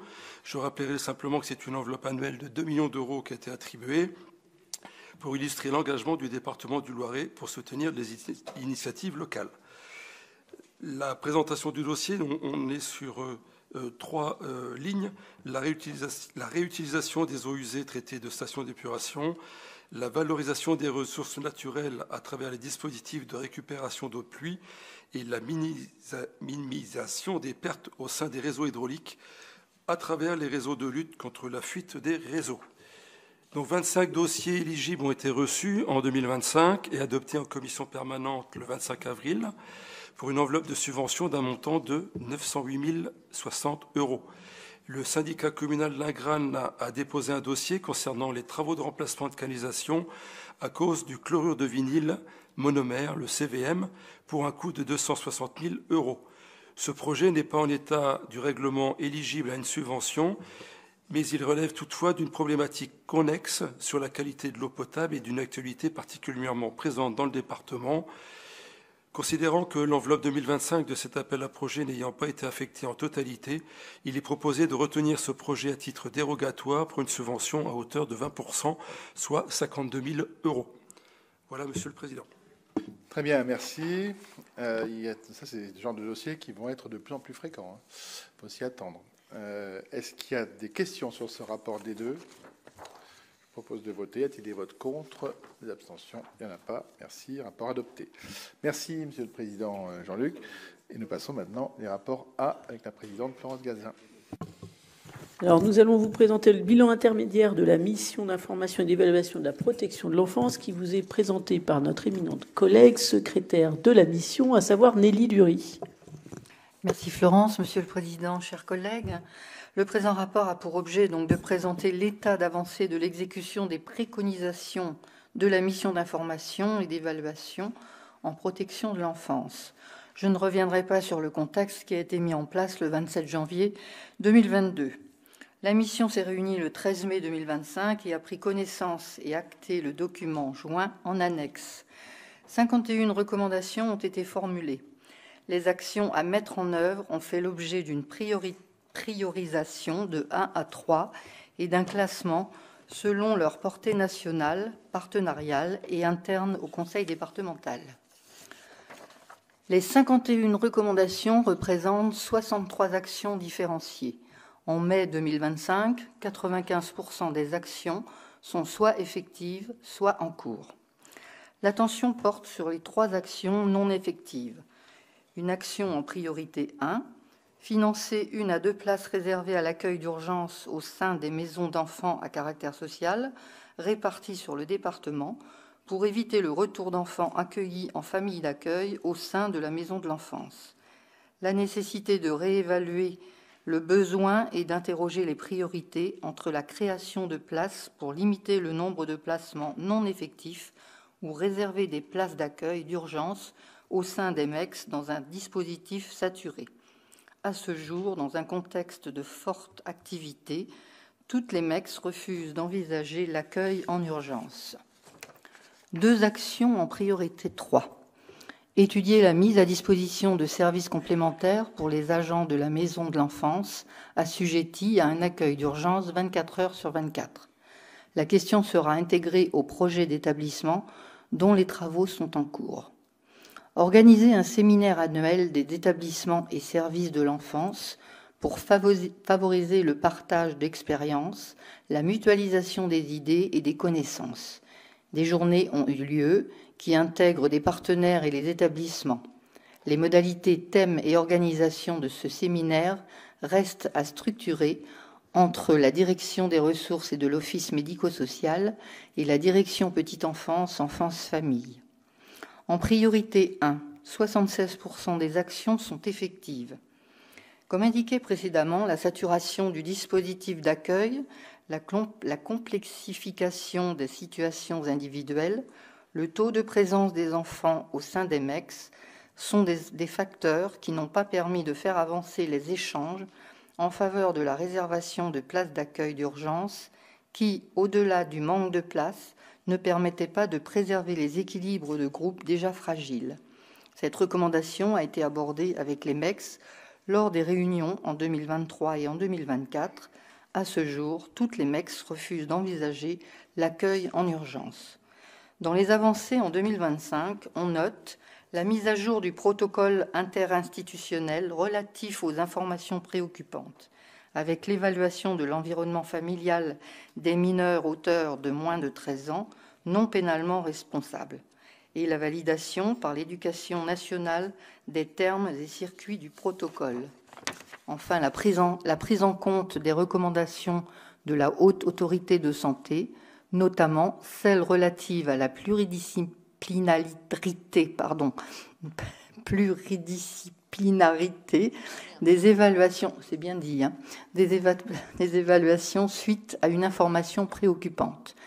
L'élaboration de fiches techniques à destination des professionnels avec annonce de l'ordonnance de placement provisoire lorsque l'enfant est hospitalisé et garantir la place des assistants familiaux, des professionnels à part entière. Enfin, des progrès dans le champ de la santé des enfants confiés sur plusieurs actions. Les actions à portée nationale, les actions effectives. Le garde des Sceaux a été interpellé sur la surcharge de travail des juges des enfants du département du Loiret, entraînant des difficultés à audiencer rapidement et demander à ce qu'ils traitent 350 dossiers sans autre mission. Par ailleurs, la législation a évolué. Les jeunes, même mineurs, peuvent prétendre à la bourse du Crous pour tous les cursus universitaires. Pour les cursus formation sanitaire, sociale ou paramédicale, la demande de bourse est gérée par la région Centre-Val de Loire selon les mêmes critères que les bourses des Crous. Les actions en cours. Les travaux de la convention collective unique étendue ont été ouverts en 2023 dans la branche associative. Concernant les actions de coopération partenariale, des avancées avec le secteur hospitalier, mise en œuvre effective de l'évaluation de l'environnement familial des auteurs de faits délictueux de moins de 13 ans, non pénalement responsables. Protocole avec l'unité d'accueil pédiatrique enfance en danger, signé et effectif. Lien avec le CHU et l'UAPED, procédure élaborée en co-construction avec la DPEF, Direction Petite Enfance, Enfance Famille, le service évaluation orientation, les territoires, la cellule de recueil des informations préoccupantes, c'est-à-dire la CRIP, l'UAEPED et le CHU. Fiche technique rédigée et validée. Généralisation du projet Santé protégée. Partenariat en pédopsychiatrie mis en place avec le PSM, Georges Domezon, le CHAM de Montargis et le CMPP de Pithiviers et le CHU Orléans. Des avancées avec l'éducation nationale, signature du protocole pour les enfants en situation de handicap prévu en juin 2025, donc c'est maintenant, recensement des enfants concernés fait et transmis. Journée d'échange formation-information le 3 avril 2025 pour l'ensemble des professionnels de l'enfance et des référents écoles à l'éducation nationale. Nomination effective d'un référent scolarité pour le lien avec les MEC, mais aussi la relance des réseaux territoriaux, des dispositifs de soutien à la parentalité et des travaux avec la CAF et la DDETS. La signature du protocole interinstitutionnel relatif aux informations préoccupantes. Les actions relevant de l'organisation interne concrétisent et complètent ces actions. L'ODPE, l'Observatoire départemental de la protection de l'enfance, est un lieu privilégié de la coordination et de la concertation de tous les acteurs de la protection de l'enfance du Loiret. Prise en compte effective des recommandations de la Haute Autorité de Santé, notamment celles relatives avec la pluridisciplinarité des évaluations suite à une information préoccupante. Fiche technique rédigée à destination des professionnels relative à la formalisation des conditions d'une hospitalisation des mineurs accueillis à l'unité d'accueil pédiatrique enfance en danger pour éviter une mise en œuvre de placement en soirée, l'annonce de l'ordonnance de placement provisoire lorsque l'enfant est hospitalisé, la systématisation de l'échange pluridisciplinaire pour les évaluations écrites, l'optimisation de l'organisation des visites en mettant en œuvre le calendrier des droits de visite et d'hébergement dans les meilleurs délais, garantir la place des assistants familiaux, des professionnels à part entière. Concernant les assistants familiaux, l'intensification de l'accompagnement réalisé au profit des assistants familiaux est effective.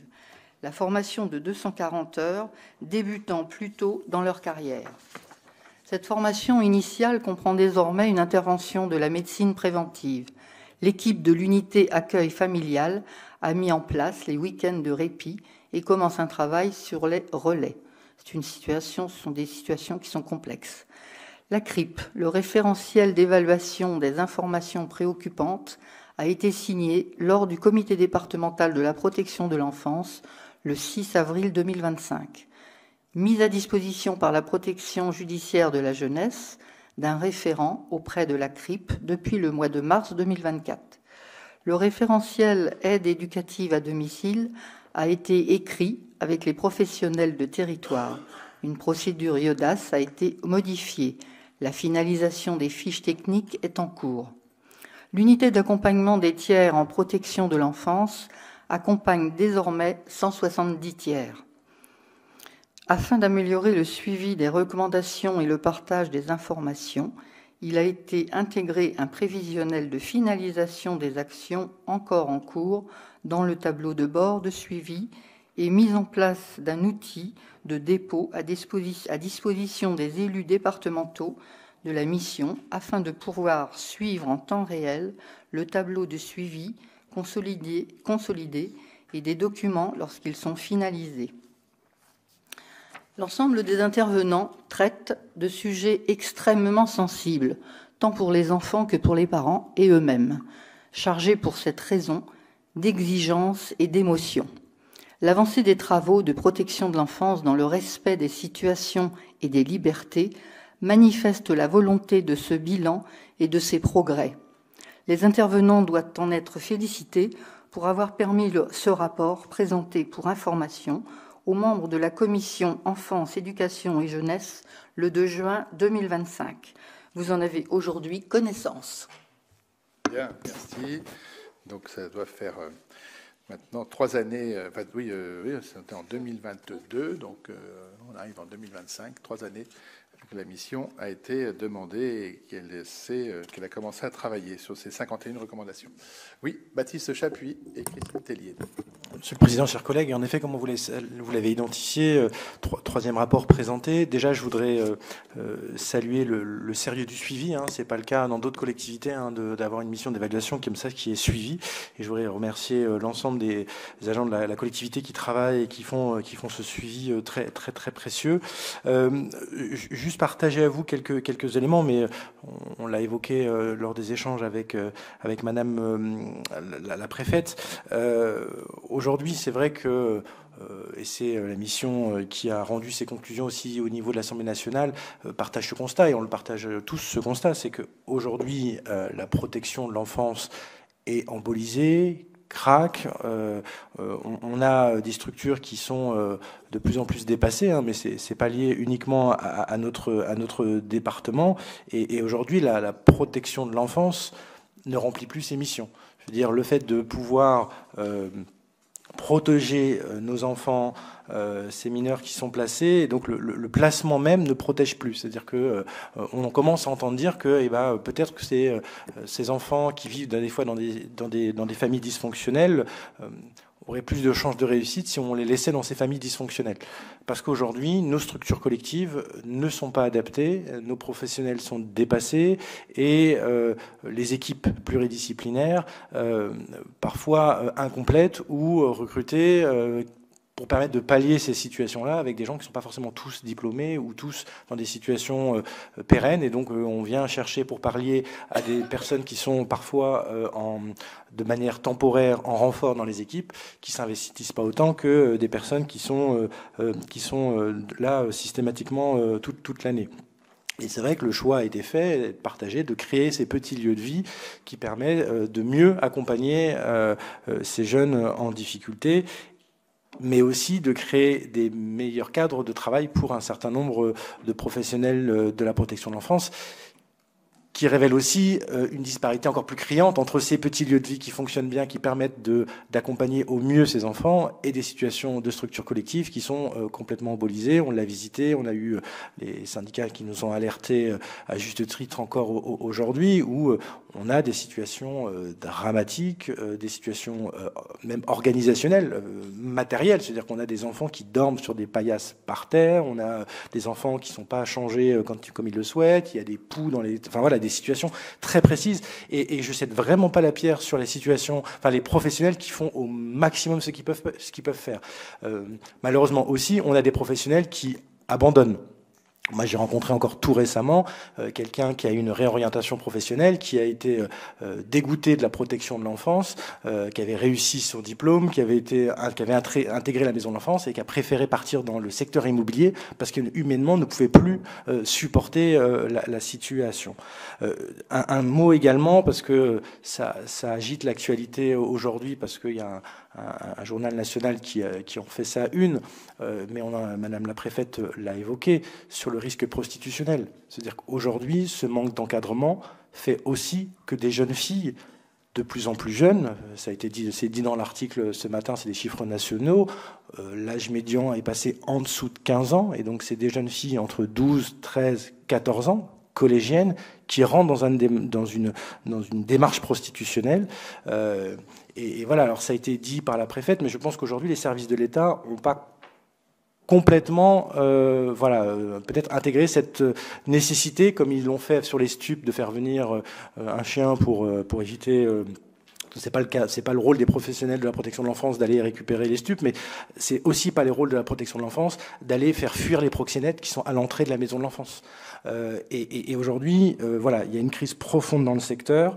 Je pense que une des réponses qui a été proposée n'est pas au niveau. Quand Madame la préfète parle d'éducateurs sportifs, enfin, moi, je vais bien l'entendre. Je veux dire, bien sûr que c'est bien de faire du sport à la protection de l'enfance, mais le vrai problème aujourd'hui, c'est les places en PJJ, c'est les places en pédopsychiatrie, c'est l'énergie qu'on met dedans, c'est de faire fuir les proxénètes des abords des maisons de l'enfance. Je veux dire, on a tous rencontré des professionnels qui nous ont expliqué que oui, en effet, le vendredi soir, il y a des voitures qui s'arrêtent devant ces lieux-là pour récupérer des filles qui ont 11, 12, 13 ans pour aller se prostituer et qui reviennent quelques jours après complètement déglinguées. Et donc, à un moment donné, je sais quand je dis ça que c'est des choses qui sont dites, c'est public et que c'est Libération qui fait un très bel article sur ce sujet-là encore aujourd'hui et que la mission d'évaluation a posé ces sujets-là, mais j'ai du mal à comprendre pourquoi aujourd'hui sur l'État au niveau central il n'y a pas d'une prise de conscience, pourquoi il n'y a pas une autorité indépendante pour saisir de ces questions-là, pourquoi on ne débloque pas une mission interministérielle comme ça a été demandé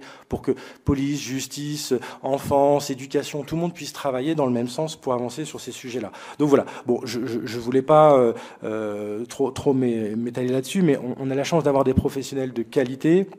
Alors j'ai entendu ce qui a été dit ce matin sur l'évolution tarifaire, hein, c'était fort. Bon, je pense que je suis pas sûr qu'on soit complètement au niveau des attentes aujourd'hui. Après, vous évoquez que le budget serait quasi identique et donc on pourrait compenser avec d'autres accompagnements. Bon voilà, je pense qu'il faut vraiment qu'on puisse entendre nos professionnels, nos acteurs de notre territoire et vraiment être à leur côté. Je sais que vous êtes très attentifs, hein, même dans leurs documents, ils le reconnaissent. Hein, je veux dire, même dans les tracts syndicaux, c'est pas souvent quand on met que le président est attentif sur ces questions-là. Hein, faut le reconnaître, mais il y a peut-être des choix peut-être plus radical à prendre. Moi, j'avais évoqué à un certain nombre de reprises le fait de travailler à du bâti plus important, y compris peut-être sur la MDE, sur les pouponnières également. Enfin voilà, tous ces sujets-là qu'il faut prendre à bras le corps, parce que malheureusement, on s'attendait peut-être à une tendance à baissière sur ces sujets-là, et en fait pas du tout. Et là, il y a une vraie inquiétude pour cet été sur cette tension qu'il peut y avoir sur les périodes estivales, dans ces lieux collectifs-là. Donc en tout cas, merci pour cette mission d'évaluation, parce qu'en plus, ça a été dit ce matin, cette mission d'évaluation, on y retrouve un certain nombre d'éléments dans cette mission de l'Assemblée nationale qui a repris en tout cas une partie de nos constats et notre situation. Et donc je pense qu'aujourd'hui, on a peut-être un choc de la protection de l'enfance à faire au niveau national et qui puisse se décliner sur l'ensemble du territoire, parce que malheureusement, qu'on soit un enfant placé dans notre département ou dans un autre, on ne donne pas les mêmes chances au départ. Merci. Je partage un grand nombre de vos constats. Hein. Oui, donc, tout à fait sur les carences de l'État. On ne va pas rejeter la balle dans le champ du voisin, mais effectivement, la PJJ, le nombre de places n'est pas à la hauteur, clairement. La pédopsie, comme on l'a dit, parent pauvre de la santé. Et puis, ensuite, au niveau des proxénètes qui traînent autour de la MDE, là aussi, c'est la police nationale qui peut aussi nous aider dans ce domaine-là. Donc, on a des champs de compétences de l'État qui sont peut-être un peu trop légers dans ce domaine-là. Nous rencontrons régulièrement les autorités judiciaires pour évoquer justement les placements peut-être parfois peut-être un peu trop rapide, et puis bien signaler que nous, la maison de l'enfance est complètement engorgée, saturée, et qu'à un moment c'est stop, on ne peut plus. Donc voilà, on partage complètement ce diagnostic. Sur le projet de loi de la ministre, Madame la préfète en a dit quelques mots. Bon, je pense que nos parlementaires seront plus au fait que nous encore dans quelques semaines ou quelques mois. Mais effectivement, il y a des pistes intéressantes qui pourront, je l'espère, aboutir, notamment sur les tout-petits ou sur l'adoption. Voilà, il y a plusieurs pistes intéressantes. Après, ce que la préfète a proposé, honnêtement, les syndicalistes, enfin les OS qu'on a reçus, étaient plutôt attentifs et ont trouvé intéressant que des vrais professionnels de l'animation sportive puissent venir monter des projets avec eux, parce qu'ils pensent, et je le pense aussi, que par le sport, on peut aussi sortir les gamins de leur quotidien et leur faire vivre autre chose que de rester devant leur console, de rester enfermés. Et puis les échanges avec l'Europe, avec des régions ou des capitales européennes, essayer de faire des échanges, ça peut aussi leur ouvrir l'esprit. Donc je pense que tout est bon à prendre, et ce qu'on nous a dit ce matin, c'est-à-dire que ils sont prêts. Florence, peut-être un complément sur tout le sujet.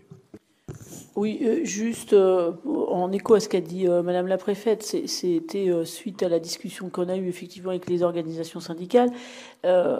où elle expliquait qu'elle ne peut pas intervenir directement financièrement sur un certain nombre de dispositifs. Par contre, ce qu'elle a proposé, puisque c'était une demande des organisations syndicales, c'est d'avoir un peu plus de moyens pour faire des activités quand on est à la maison de l'enfance. Et donc, c'est à cette question-là qu'elle a répondu par rapport aux éducateurs sportifs. Donc, je pense que c'est quand même une avancée, il faut la saluer.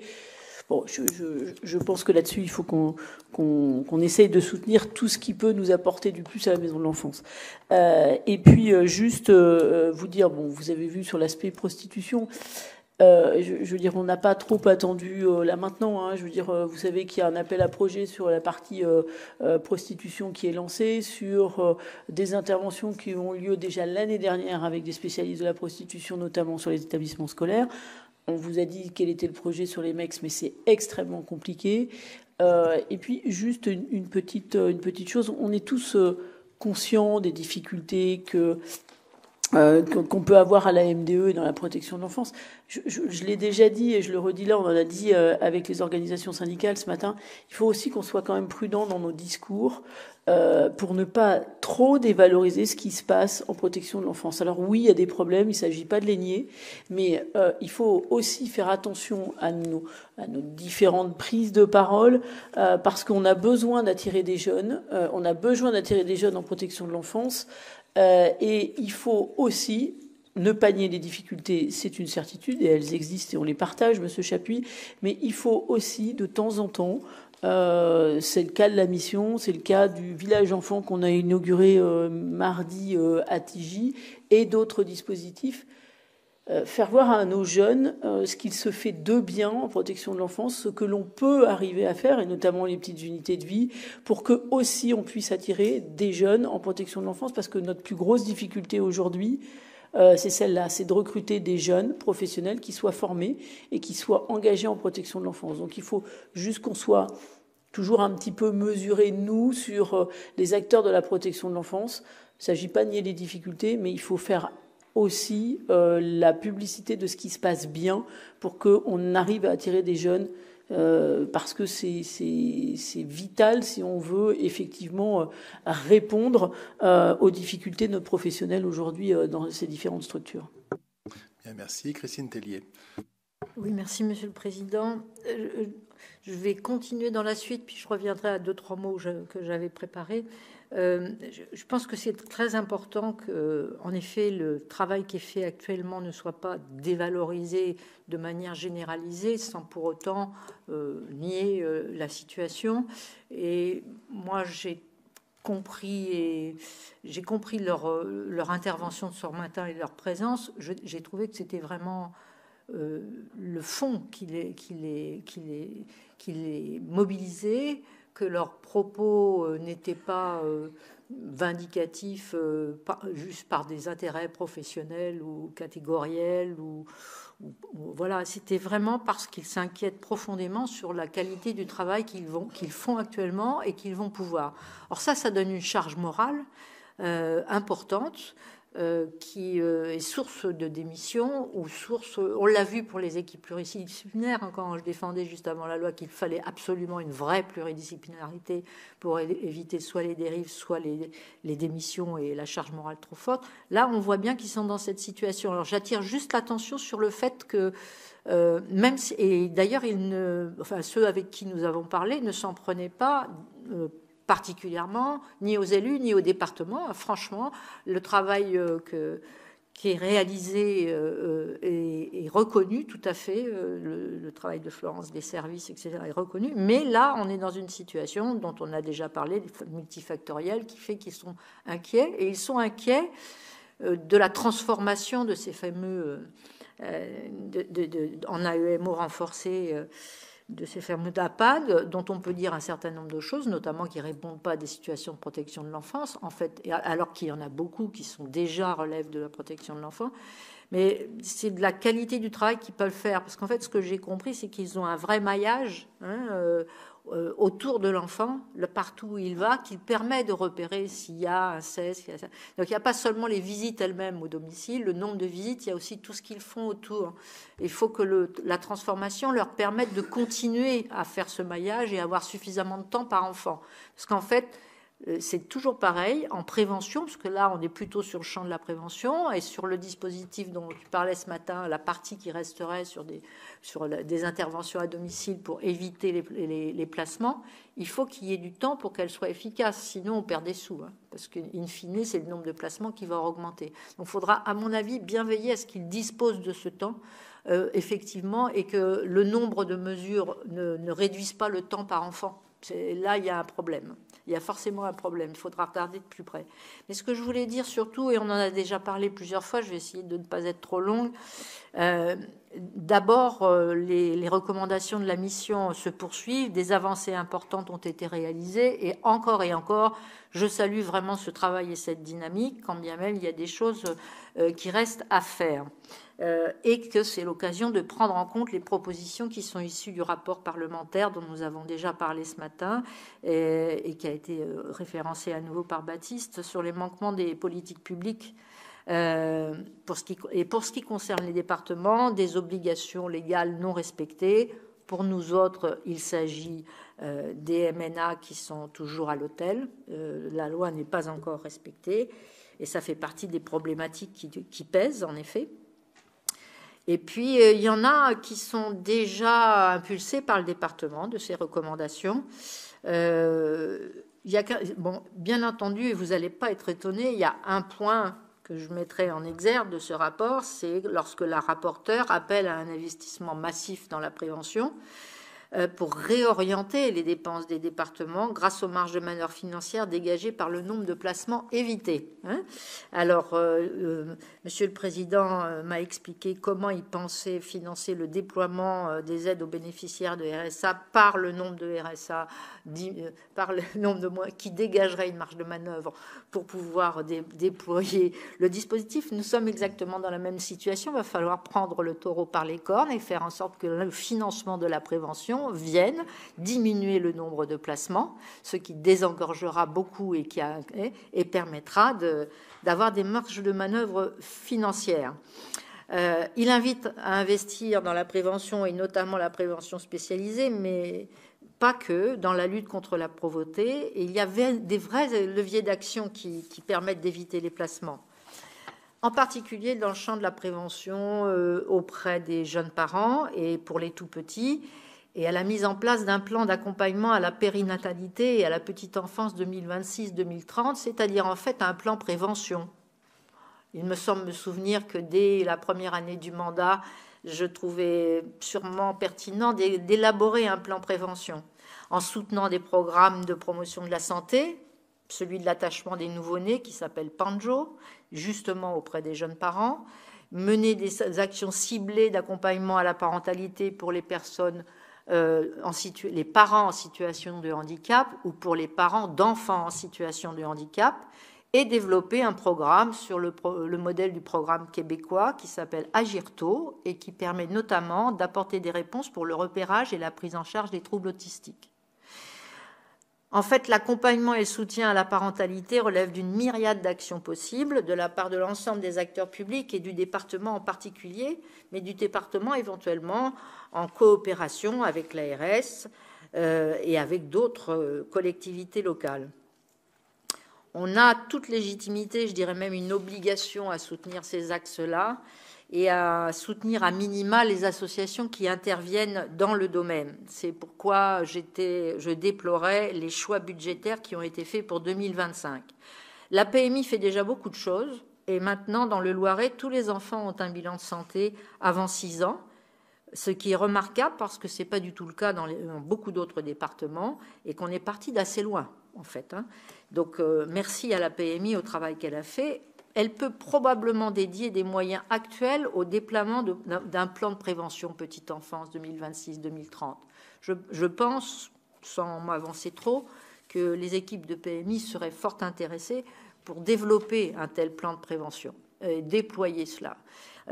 Or, si nous avons un effectif assez correct par rapport à d'autres départements, des gens volontaires que ça intéresse pour les professionnels une manière de ne pas être dans la routine, de s'interroger, d'échanger des pratiques, d'avoir de la nouveauté, des actions innovantes, des initiatives. Tout ça me semble vraiment positif dans une dynamique synergique et qui devrait avoir des effets finalement assez rapidement.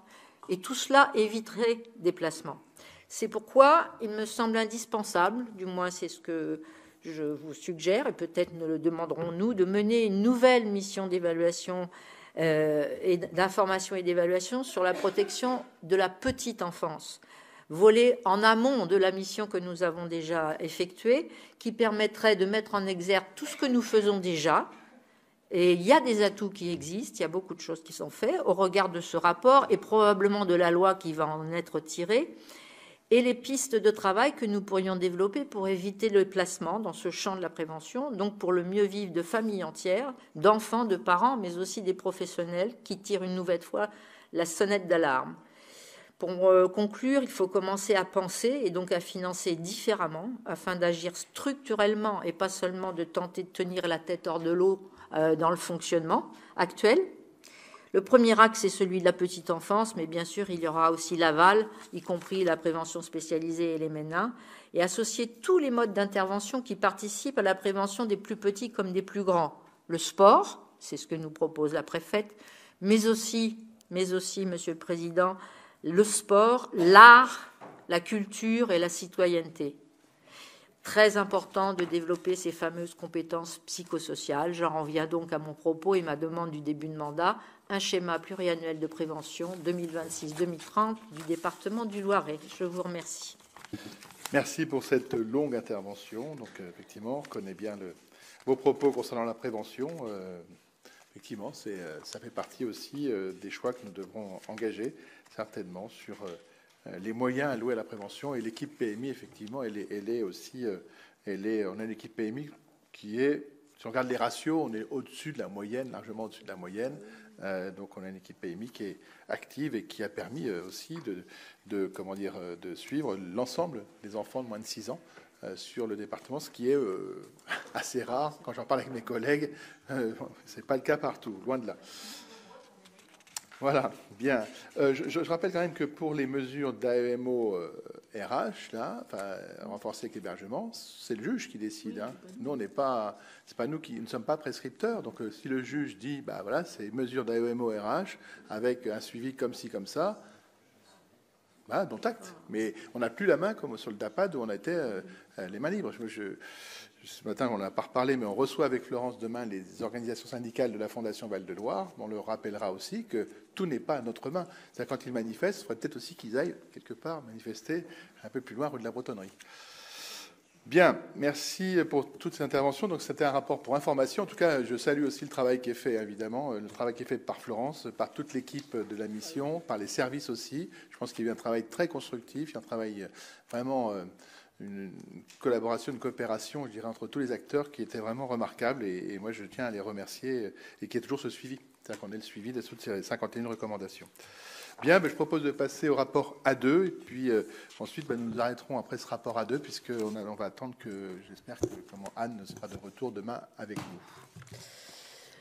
Donc, le rapport A2, c'est une convention de partenariat et de financement pour l'ISEMA, donc l'ISEMA internat socio-éducatif médicalisé pour adolescents, complété par une équipe mobile. Donc, c'est un projet qu'on avait souhaité mettre en œuvre de longue date. Il intervient dans le cadre de la contractualisation du département avec l'État, donc qui avait été passée en octobre 2021. Et donc qui concerne le conseil départemental, la PJ, l'ARS, et qui ont souhaité créer un dispositif d'hébergement temporaire de 12 places. Donc sur les 12 places, 6 sont dédiées à des enfants de l'ASE du département et une équipe mobile en capacité de suivre 36 mineurs à problématiques multiples. Et là, on a en gros 2/3 de nos effectifs, donc 24 places pour des enfants qui sont à l'ASE également.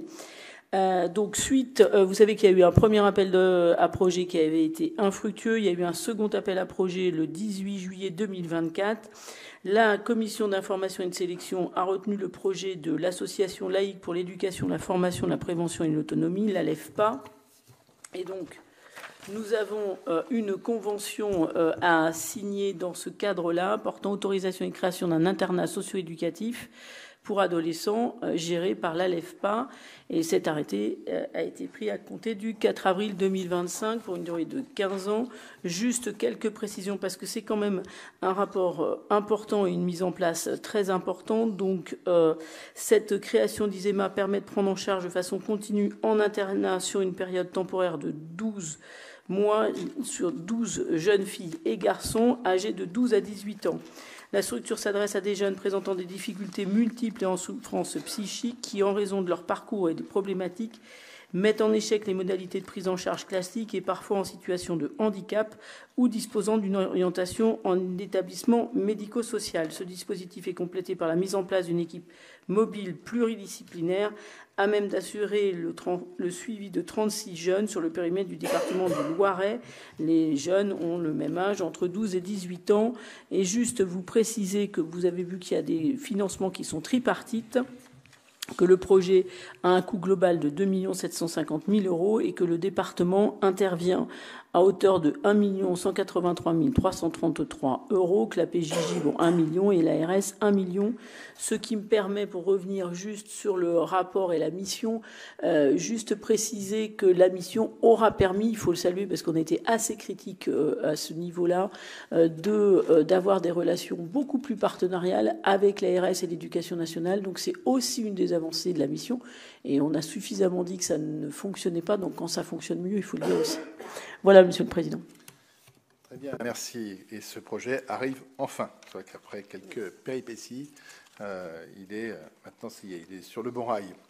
Est-ce qu'il y a des questions sur ce rapport à deux, ISEMA, donc, et puis, comme vous l'a dit Florence, il y aura d'autres annonces qui seront faites prochainement par rapport à la situation du DAPAD, hein, comme on vous l'a dit ce matin, vous l'avez expliqué, au moins 2 MEX qui seront avec des profils très particuliers pour les jeunes. Donc, on se dit une nouvelle fois que, bon, en 2026, on va être paré, mais j'ai qu'une crainte, c'est que finalement, on soit encore submergé par ailleurs.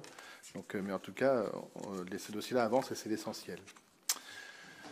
Bien, donc je vous propose de voter sur ce rapport à deux. Y a-t-il des votes contre? Des abstentions? Il n'y en a pas, donc merci. Rapport adopté. Bien, écoutez, je vous propose de nous retrouver demain matin à 9h30. Il restera les rapports de la commission de Anne et puis les rapports financiers. Et puis, vous avez vu qu'il y a une motion que nous adopterons ou pas en toute fin de séance.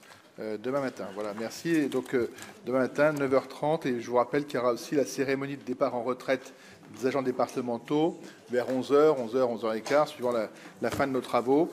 Et je vous invite à venir aussi être à nos côtés pour remettre les cadeaux à nos retraités. Voilà.